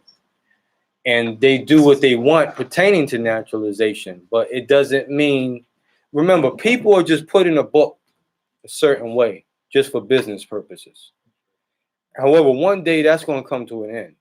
One day is really going to matter on what the book says and what the individual says, and that's going to determine, the outcome of a situation. We're not fully there yet, but I'll just explain certain scenarios where it does come into play. But most people classify it wrong, but most people don't challenge it. So therefore, they get away with just sticking somebody under whatever statute classification that they want because it's convenient for them. And on the other hand, the individual don't challenge it, so they're not forced to go change that. That's where proclaiming your nationality comes in very important, is because now you're going back and you're correcting not just the name, not just your free national name, but you're also correcting what class of citizen you are. And now that's documented, and that can be proven on the record. It could be cross-examined, and it could be something that you can come back and argue later when it comes to status. Now, just think, for a person who has nothing on the record, never did any proclamation, didn't proclaim anything, they're in the system as Negro, Black, or colored. That's their class. Their class is, i.e., a slave. Now, they don't realize that because they never been challenged on it, but the way they're treated is that of a slave. That is the only expectation of the individual, because that's all they know. So they don't expect to be treated any differently. Just like somebody growing up in the hood, growing up in the ghetto, the cops harass you every day. They treat you like this. They throw you on the wall. They stop you, ask you your name. They want to search your car. If that's all you know, that's all you know. You're not looking at that as, I'm a slave, that's why they're doing that. That's just your expectation. That's just what you're accustomed to. That's your environment. So you don't challenge that against anything else. You understand what I'm saying? It's the same thing with living the life of Negro, Black, and colored. That's our only expectation. So we don't measure it by anything else. We think that Black is supposed to be treated this way. We might not agree with it, but we at least accept it. We know that the European don't get treated that way, but we think that it's supposed to be like that because he's European. Exactly. So that's the expectation of how he looks, how he dresses, how he get treated. So we accept that. So in our mind, this was what white and black means. White means superior. So we expect the European to be treated differently, i.e. better, because that's our expectation. We were taught not to challenge what he do. We were taught that he has a bigger house and he has more money. We accept that. Where in our reality, it becomes normal. That's what I mean by expectation. So that all has to change within how we raise our children. So when you talk about being equal, then there's no color within that. You deserve everything that anyone else have. It has nothing to do with color. Islam, Shakin. Now, I was going to ask a question, but you Yeah. kind of touched on it when you said about the court cases. Mm-hmm. Excuse me. That's the reason why you don't challenge it. It's like they won't hear your case. They'll just, push it along, but they'll never tell you why. Because it hasn't been corrected. You don't know to challenge certain things. Yeah. But you kind of, I was going to ask them, but you kind of do it out there. Islam. So American Islam. Excuse me. In court cases, the judge always asks you, are you a citizen of the United States? Mm-hmm. And you just say yes and not define what you're saying. Yes. He classify you as a corporate citizen. 14th Amendment. Yeah. We don't argue with you. Yes. That's just 14th Amendment talk. And You agree. know You as a agree. slave. Exactly. You agreed to the amendment is what you did. And whatever is not challenged is assumed. And that's what goes on the record. So even though a word might have several different meanings, if you don't even specify how you're using that word, it's going to be assumed to whatever it is to their convenience. Absolutely. Thank you for pointing that out. So I defined the word American out of the Webster Unabridged. Now I want to define it from the Black's Law Dictionary, 3rd edition. It says, pertaining to the Western Hemisphere. I'm just back up, give you a chance. American, still on the word American. It says, pertaining to the Western Hemisphere. Now I want you to listen to this closely. This is the Law Dictionary, Black's Law, that's giving you this definition now. The first one said copper color races, etc. This is going to give you another twist. An American, pertaining to the Western Hemisphere, or in a more restricted sense to the United States.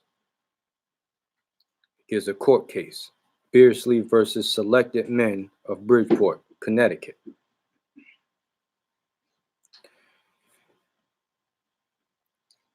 Now, I want, again, when you read this stuff, you got to really dissect it. It says pertaining to the Western Hemisphere. Do you understand what the Western Hemisphere is? I know we went over there in a couple meetings, but when you understand geography now and what the Western Hemisphere is, it kind of throws you in a whole nother broader geographical area than what the question you said the judge might ask you, are you a citizen of the United States? Is he asking you or she asking you, are you a citizen of the Western Hemisphere? No. But that's what the term means. We talk about it all the time when we talk about North, South, Central America, the adjoining islands, and Al Maghrib, the furthest west. That's what we talk. That's what you're talking about. That is the West. That's the West. The furthest west. Yes. However, that comprises the United States, Of America. plural, Plural. That's right. but it's not specific to the constitutional society known as the United States of America. So you got to be careful. If you just throw words out there and don't explain it, you could be saying anything.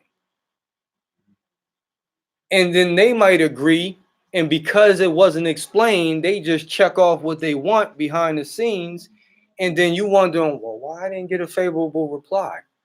And it's because you just said that you was a citizen of the United States. You ain't explaining. You don't know how detrimental that is, because you pretty much said, I'm a stateless person. Where it sounds legit to you because, yeah, I'm a citizen of the United States. It sounds like the government, but it's not. It does not recognize any constitutional society in the Western Hemisphere. So you really just said that you are not tied to any constitutional body of law. And it removed you from Act 6 because the government Drew Ali was talking about. You removed yourself from that. Exactly. Just by saying, just generally speaking, semantic word, I'm a citizen of the United States. That means nothing. That's like saying I'm a citizen of Africa. I'm a citizen of the East. Yeah, or what did you really say? Nothing. No different from what they said was they brought us over here from Africa. And we just accepted that and still talking about that. Absolutely. Africa's the motherland. Well, where's your descent? Right. Where did they bring you from? That means you're a stateless person again. Absolutely. Because you don't know where you came from and you don't know where you're at. So that's a stateless person. They call that vagabond and they call that a wanderer. Exactly. And that's what Negro, Black, and colors are legally. But listen to the full definition of American in the law book. It says the term American, and it's in parentheses. All right, so just keep that in mind. The word American included all classes of citizens, native and naturalized, irrespective of where they originally came from.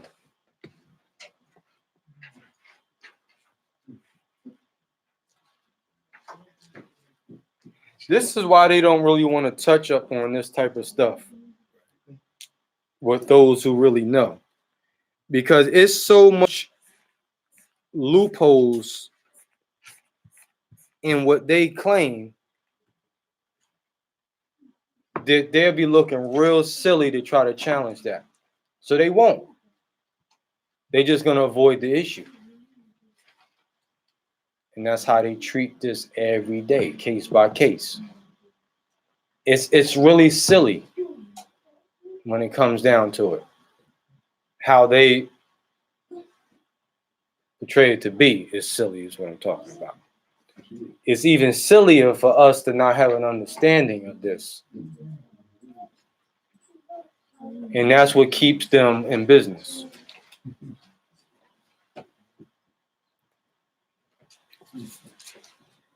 Now, the thing about the Black's Law Dictionary is the definitions give you a case, Supreme Court cases on how this was actually interpreted.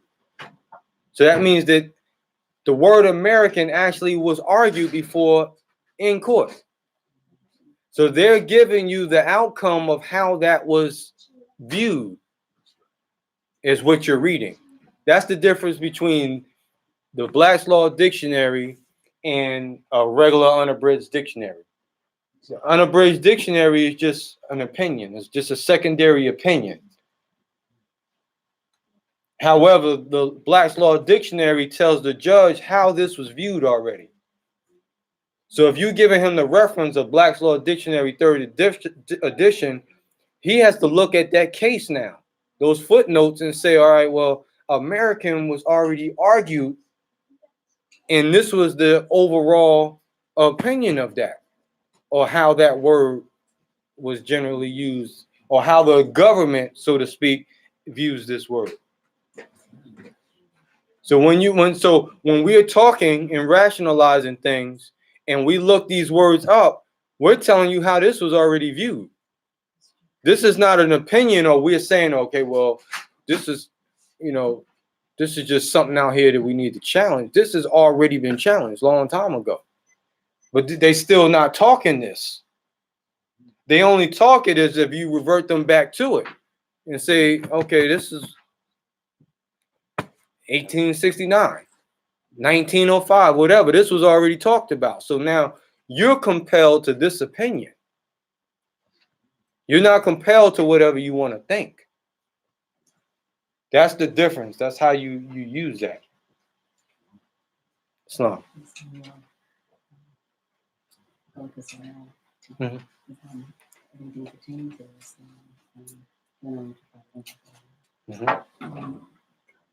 On that topic, would that not be a form of res judicata when it comes down to referring to the Black Law Dictionary in its entirety versus a case law? I mean, res judicata or stare decisis, meaning that thing has been adjudicated on already. Yes, but you still want to, because it's still colored, as you know. If something works or something is written as a good reference, then you can refer to it. You can use it as that. If it's colored, then you want to stay away from it. So it doesn't mean that we're accepting it all as true. Or, part of the case could have been colored, and maybe part of the case was true. So you only want to pull out the part of the case that's true in what you would call in support to whatever you're stating. That's right. So we're not using it in its whole entirety. We're only in support of a statement or a definition or whatever. You have to clear that up. because again, they might take that and say, well, you referred to the Black's Law Dictionary, so I'm gonna refer to this. So it seems like you agree to that book. You know, they could play games with you that way too. So everything is not truth. We know man is truth from falsehood. So everything written is going to be like that. So we got to go into that Virgo mentality and analyze before we make a move. It's not. You know, Islam. Did you have your hand up? Yes, please. Thank you. Mhm. I'm just gonna drop back a little bit. I didn't want to clear out my question before because I didn't want to throw you off from what you were saying. But going back to the citizenship part where you in court, my question is when we are asked if we're a citizen of the United States in court, what would actually be the proper response to that? So, in opposed to just saying yes, of course, that's not what we should do. So, what would be the proper response to a question like that from the judge? Well, most of the time they're going to ask you a U.S. They're not really going to ask you that question. There's only a few times where they might ask you that if that's the subject matter of the conversation, but usually they're not going to ask you that. And to answer that, I would keep it just like it is on your nationality card or within your document, or I'm a citizen of the Free National Republic of the United States of America. Okay. That's how I will respond, only to specify it and clear it up. Okay. That's right. Right? Yes. So, Shaken? Yeah, I got some questions. Okay, we have this this back and forth game that they play in court. Right? And a lot of people put emphasis on whether or not they cross over to the bar or they enter in the jurisdiction of the court. But like I was showing the brothers last night, the Miami Federal Courthouse is in the shape of a ship. So the question now stands is like, when you walk in the building, are you under their jurisdiction? Because you boarding their ship, basically, metaphorically, and Are you asking a question or are you yeah, making a I'm saying statement? it's like, because it's like literally you're literally boarding their ship and metaphor. I don't know if you've seen it before, but the building itself is in the shape of a ship. So you go in there and you play these semantic games with them, you know what I mean? Instead of stepping into an admiralty jurisdiction, how can you avoid that? Because you automatically submit to the jurisdiction once you walk into the building.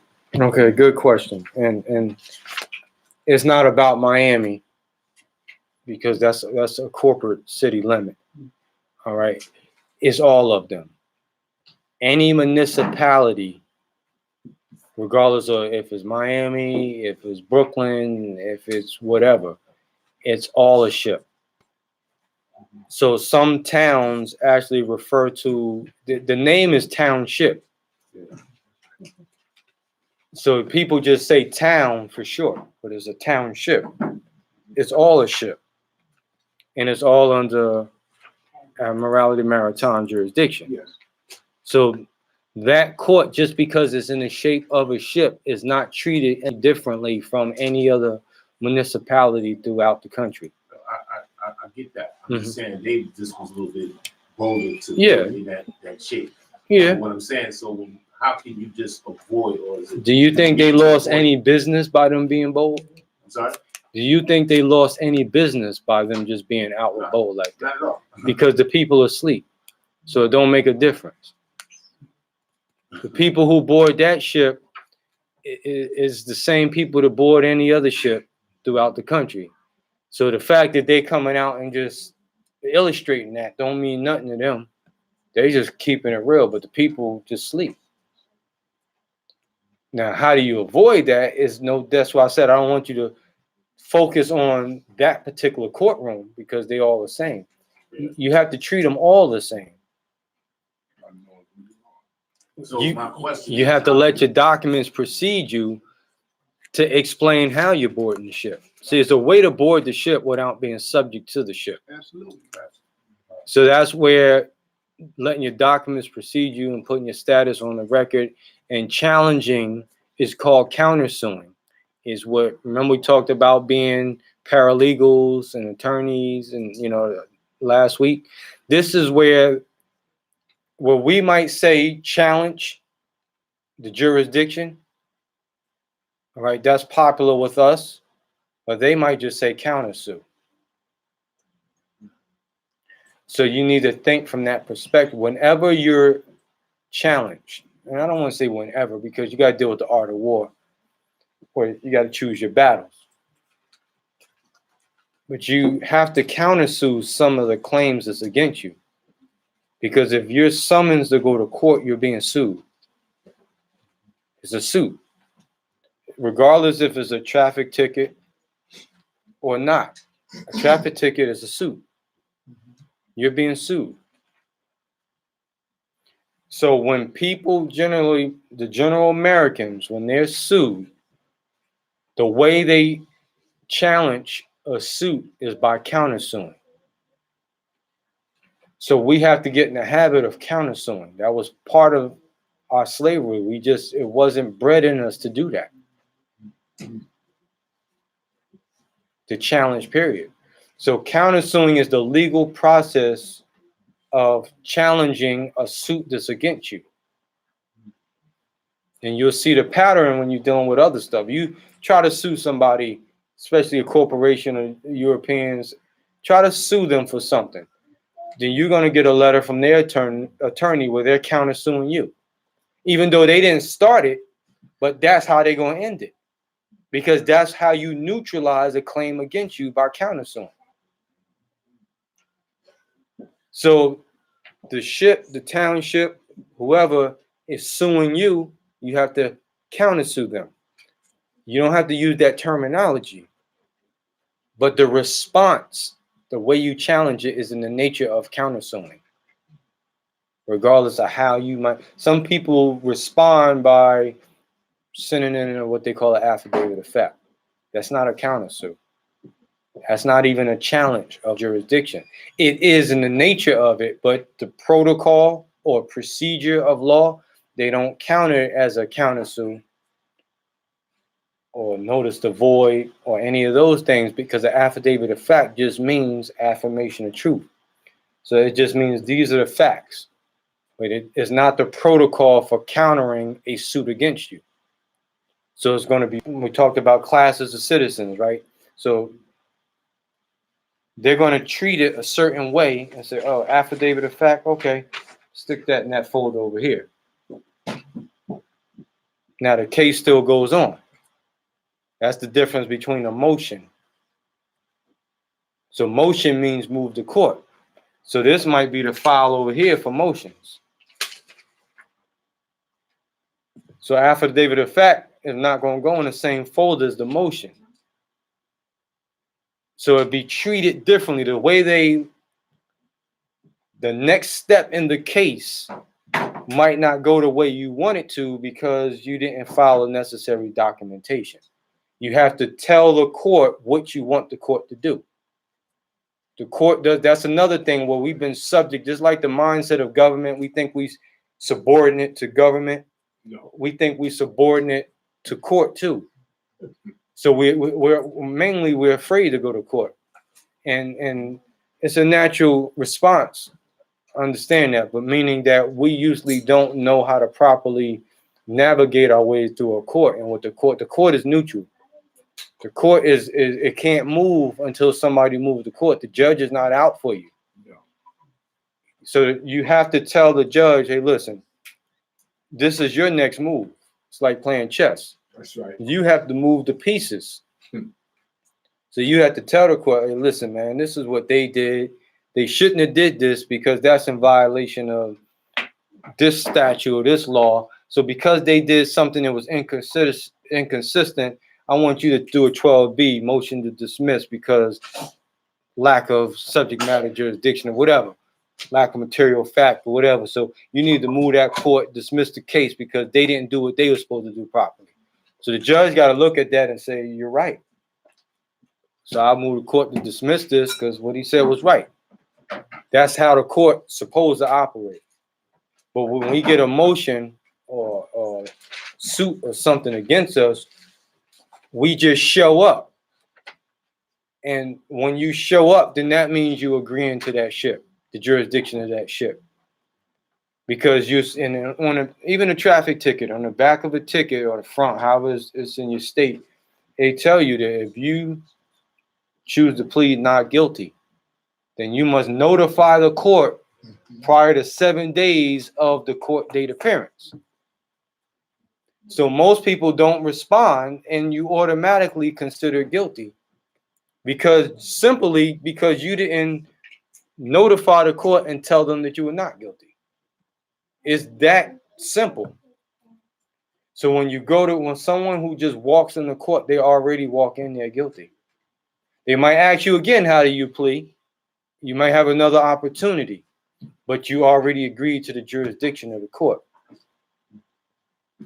Some courts, well, you know how they got plea hearings where the first time you just go in and you plea. Some jurisdictions don't even have that. If you walk in there, you didn't send no documentation to, they can have court right then and there. But you was, I'm not guilty. I'm not pleading guilty. Well, you're supposed to notify the court. Today is trial or whatever they want to do. We're hearing cases today. If you was not guilty, then you were supposed to notify the court. So that means that you violated or ignored or acquiesced to the summons itself, which acquiescence made you guilty of whatever they was charging you with or alleging that you was charged with, and the jurisdiction that they are assuming that you were under. That has to be challenged before court even start. You understand that? So I want to go to this word government.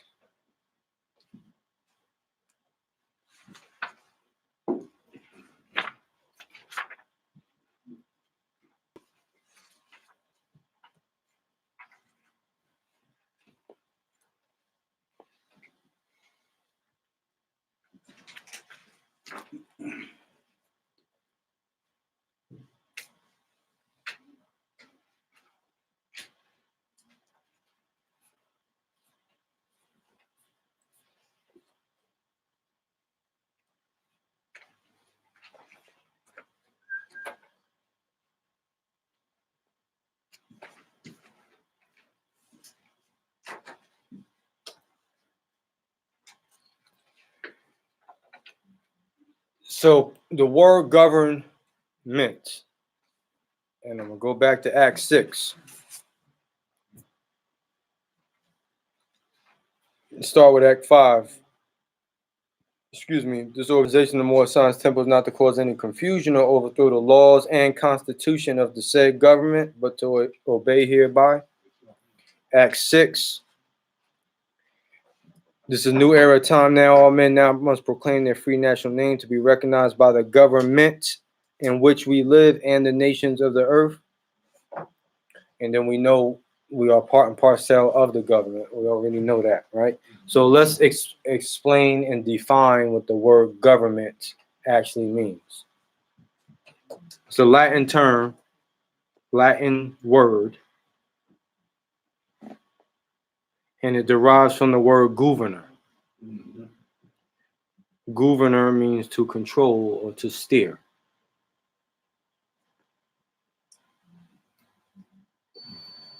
To govern. Gouverner, to govern. The direction, regulation, control, restraint, or the exercise of authority. The administration of public affairs according to laws and usages or by arbitrary edicts. So there you have the word, the administration of public affairs. That's government. So the administration of public affairs. Back to Drew Ali again. Take your place in the affairs of government. Yes. or affairs of men. He Yeah, said I'm both. sorry. That's same. No, but he said that too, just different Yes. passage. Yes. Then he said this administration of government being more wisely prepared by more genius citizens, right? This is Drew Ali's words, and I'm going back into the definition again. The system of the polity in a state that form of fundamental rules and principles by which a nation or state is governed as a republican government. A republic form of government. That's why when you ask the answer to what type of citizen, I'm a citizen of the free national republic of the United States of America. So that specifies everything the first time. Every time you refer to it, you don't have to go back to that. But for first, I would state it that way because it covers true citizenship. Absolutely. And it covers the fact that you're a free natural citizen. That's right. The word free is very important.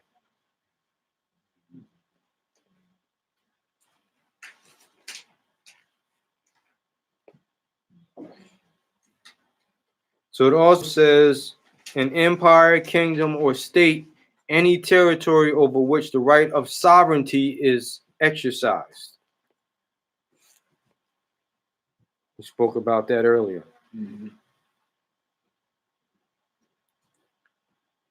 The right of governing or administering the laws.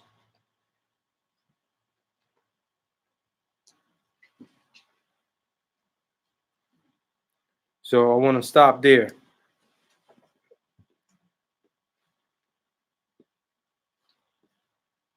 The right of governing or administering the laws. So again, this administration of government being more wisely prepared by more genius citizens. All right, so we are being prepared to be the new administration of the public affairs. I'm reinterpreting now what Drew Ali said and going into the definition of what it actually means. And it's highlighting the question and the homework on how did we become citizens of the Free National Republic of the United States of America. And without going into any case, and I hope I proved the point that a document doesn't make you a citizen. So people might be looking for what document or what did he say that made us a citizen, and it's not necessarily founded on that. It's founded on the fact that you're taking your place in the affairs of men and becoming who you really are. That's right. Constitutes you becoming part and parcel to the government. That's right. So it's not a document, it's not a case, it's not a statute, it's not a paragraph, it's not a statement, it's not a trust agreement, it's not something that's hidden in the vaults, the Great Seal of the government, or any of that type of stuff that we might be looking for. We're looking for something that validates us being a citizen. And Drew Ali didn't write that way, and he's funded in the law. He's rooted in the law. So anything he says or do, it has to be complementary to organic natural law, and that's where he's coming from. So by us being part and parcel of the government, we must live the life according to what? According to the nature of the law. So I just showed us what is a citizen of what is a United States, what is an American citizen? I just showed you that, right? United States versus United States of America, two different things. So how did we become a citizen to it? We're the essential part of it. We're descendants of the Moroccans and born in America. We are the ancient people who constitute the government. We are the native aboriginal people, the color, copper color, all of the above constitutes the answer on how are we part and parcel to the government. This is how we have to explain it, because if you come from any document, they're going to get you on that. Absolutely.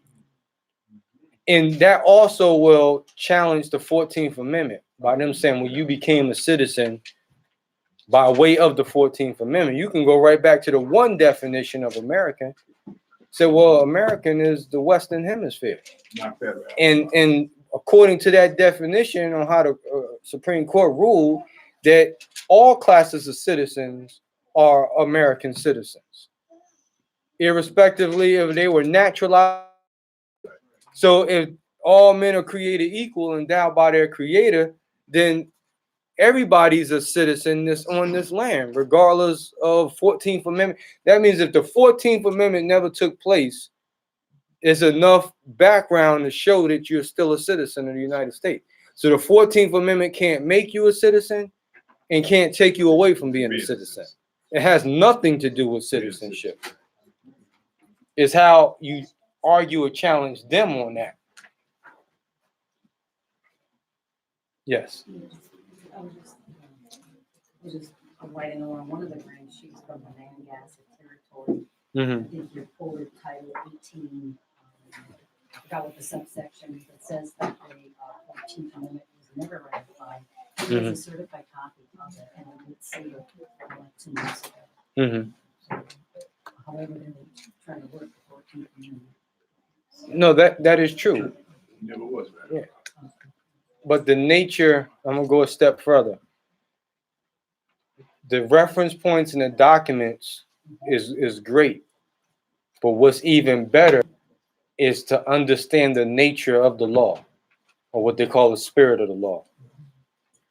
So the 14th Amendment was never ratified because it wasn't never ratified according to the Constitution's ratification process, which makes it null and void. That's very simple. And to go a step further, the 14th Amendment does not reflect the virtues and the spirit of American jurisprudence. Therefore, it never was eligible to be made a party to the Constitution. It doesn't reflect the spirit of the Constitution. So the Constitution itself says that it only can be amended to make it more perfect. So you can't amend something to the Constitution that takes away something that the Constitution already guaranteed. So again, when they see that you know the organic process of something, then it's not even about a document anymore. They can't put that on you, regardless if it was, like you said, that the brother got a certified copy that it wasn't ratified, which is good, like I said. But once you could take it a step further, you don't need that certified copy. No. Because you become the certified copy. Absolutely. You have to challenge the integrity of the statements that they make. They didn't need a 14th Amendment when they came and colonized this land. Nope. No. And they actually used the organic law to declare themselves to be free and independent. That's right. So what did they use? What statutes and ratifications did they use for that? They just said that we declared these truths to be self-evident. Which that shouldn't be challenged, because that should be truth to anybody. So technically, a Moorish American should be able to stand up and say the same thing in court. Well, you know, Your Honor, I hold these truths to be self-evident. I can't be Negro, black, and colored, because nobody can.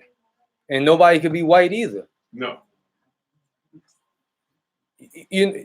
Based off that statement, they might say, well, what do you mean by that?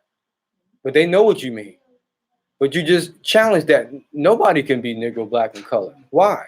Man was made in the image and after the likeness of God Allah. Where did that come from? If anyone demands that you must be that, then they're going against the Constitution themselves, That's right. which means that they're still subject. And then you can tell them that they don't qualify to hold office here if they don't support the Constitution, which their oath claims. That's what they took the oath to. It's on. But just understanding from the nature perspective. But you don't come out and challenge them that way. You just show your intelligence. That's right. And when they see the intelligence is when they don't really tend to come at you that way anymore, because it would be incriminating to themselves to keep trying to push that on you. But they ask you questions, debate you into an agreement, and by the way you answer is what tells them if you understand or you don't. And most of the time, not going to go into your response because you're entitled to your response. They just use your response against you. It's incrimination. And we just have to learn that because that's a process that was just put on us through slavery. Islam, Mo. Yeah, you've actually come back to a part which I kind of had a question before. Mm-hmm. And I didn't ask it because we kind of got too far away from it. All right. But it's sort of like on the same path. My question is, can we be held responsible for what we did before we proclaimed?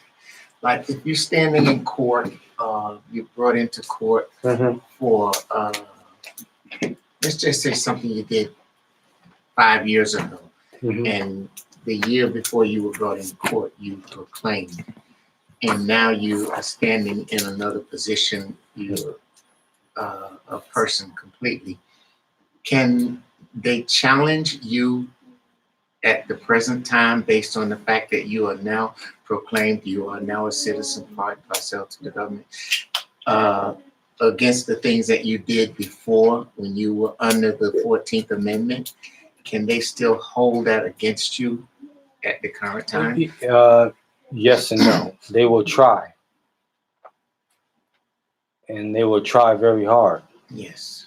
However, you can, if you know the right terminology, then you can reverse that. And this is what, without going into too much of how they operate, but just for example, if you proclaim your free national name and religion, right? You're taking on a new birth. Exactly. You're being born again. You are not the same individual that you was before, and you're not in the same place that you was before. So the activities of that artificial being or that old self is not necessarily what you agree with now. That could be taken in consideration, and it should be taken in consideration. And you have to know how to enter that into that system that way. For example, people who do that is people, the term baptism is a term that's used in reference to that as one meaning of being born again. Becoming a free man which is used in different Masonic orders, is another example of you having a rebirth. So rebirth is everything. They know it by different words, different terminologies. But people who are part of those type of orders know how to communicate that in court to where the judge is aware and takes that now in consideration, that you had a new birth or you've been born again. And those people usually get a favorable reply because of that. But now you can't just say it and not do it, or not have shown proficiency in that either. They will investigate that. They might adjourn the case just to go investigate that. So whatever support information you might have in reference to that, they will look into that too. So they're going to hold you to it. They're not going to say, oh, yeah, he just threw the signal or he just said this. So, you know what? I'm going to dismiss this case because he's said what he said. It doesn't work like that. But they will take it in consideration. And if they need to investigate it, then they will stall more time to see exactly if what you're saying is truth or not. Does that answer your question? Yes, it does. So that's why affiliations is important when you're dealing with classification and citizenship, because they will take that in consideration in judging the mindset. Because remember, for a crime to exist, it must be a guilty mind, a criminal mind, a guilty mind, which means that it's getting into the degrees of a crime. So it means that it had to be, for a crime to exist, they must prove that you had a guilty mind, that you meant to do what you did. Intent. Intent. Exactly. All right, that's what a crime is rooted in. So if you are a born again individual and that's not your cup of tea, so to speak, then they would also look at that as, you know, that was influenced by the devil, and the devil has already been prosecuted. So it becomes double jeopardy for them to try that same devil twice. That goes into a higher level of court, not court as meaning different courts, but meaning the individual himself has to be a little bit higher in understanding and to communicate that to them, where you'll know how to consider that double jeopardy. So, Islam Moors, that brings us to the end of our meeting. Thank you. Hopefully that concluded the topic and the homework. That was great. I want to thank Brother Omari again for his demonstration, further clarity on the subject matter.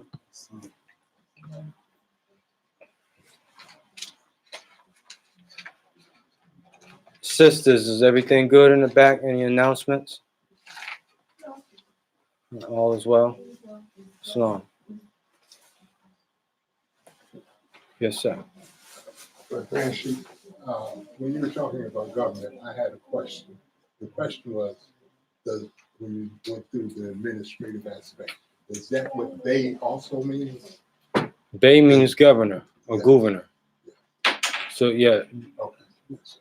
So, again, the individual has to be able to govern him or herself.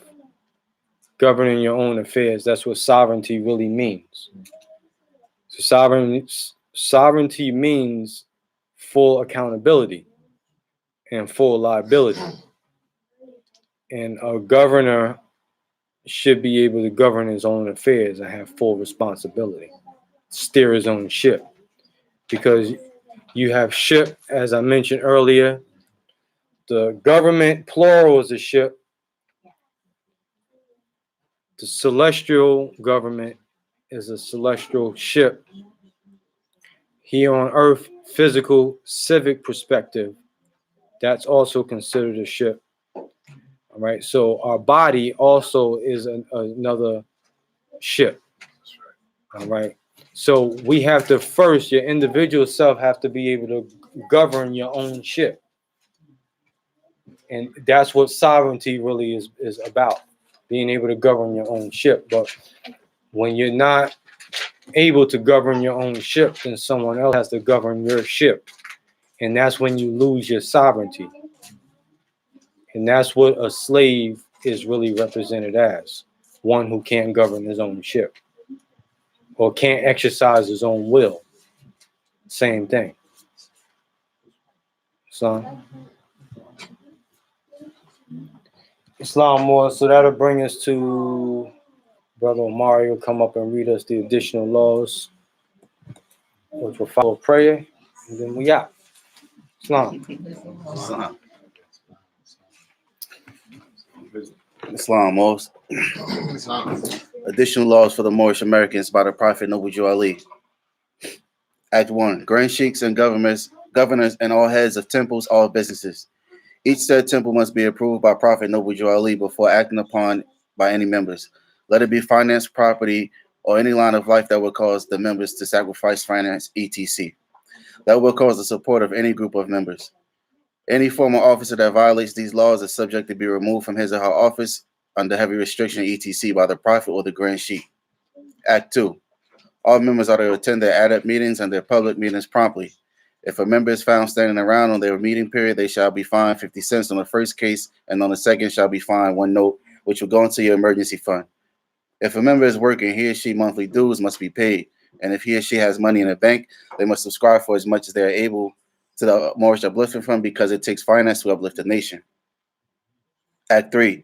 It is the lawful and divine duty of every good member, if he or she is able in finance, to aid me in saving the nation. If he or she does not, he or she is an enemy to the cause of uplifting his or her own people, and justice must catch you. Let it be he or she according to love, truth, peace, freedom, and justice, as I have the power invested in my hands, and I will have to enforce the law in order to save the nation. Act 4. All members, while up making a public speech, must not use any agitation against the American flag or speak radical against the church or any member of any organized group, because we are to teach love, truth, peace, freedom, and justice. Act 5. All members must promptly attend their meetings and send their children to Sunday school, and the teacher must conform him or herself to the questionnaire. And let every member exercise his or her 5 senses who is able to do so, because out of your Sunday school becomes guiders of the nation. Act 6. With us, all members must proclaim their nationality, and we are teaching our people their nationality and divine creed, that they may know that they are part and parcel of this said government, and know that they are not Negroes, colored folks, black people, or Ethiopians, because these names were given to slaves by slaveholders in 1779 and lasted until 1865 during the time of slavery. But this is a new era of time now, and all men now must proclaim their free national name to be recognized by the government in which they live and the nations of the earth. This is the reason why Allah, the great God of the universe, ordained Noble Drew Ali, the prophet, to redeem his people from their sinful ways. The Moorish Americans are the descendants of the ancient Moabites whom inhabited the northwestern and southwestern shores of Africa. Act 7. All members must promptly attend their meetings and become a part and parcel of all uplifting acts of the Moorish Science Temple of America. Members must pay their dues and keep in line with all necessities of the Moorish Science Temple of America. Then you are entitled to the name of faithful. Husband, you must support your wife and children. Wife, you must obey your husband and take care of the children and look after the duties of your household. Sons and daughters must obey father and mother and be industrious and become a part of the uplifting of fallen humanity. All Moorish Americans must keep their hearts and minds pure with love and their bodies clean with mortar. This divine covenant is from your holy prophet, Noble Drew Ali, through the guidance of his father, God Allah. Islam? Let me ask for all members to please rise and face the east. Feet at a 45-degree angle. 5 fingers up on the left, 2 on the right. Repeat after Sheikh and Sneaker. Islam. Islam. Islam. May Allah find our hearts and minds. That's our ancient forefathers, divine creating principles. This we ask in our holy name, in the 7 Elohim. Amen. Islam. Meeting is now closed, Moors. Islam.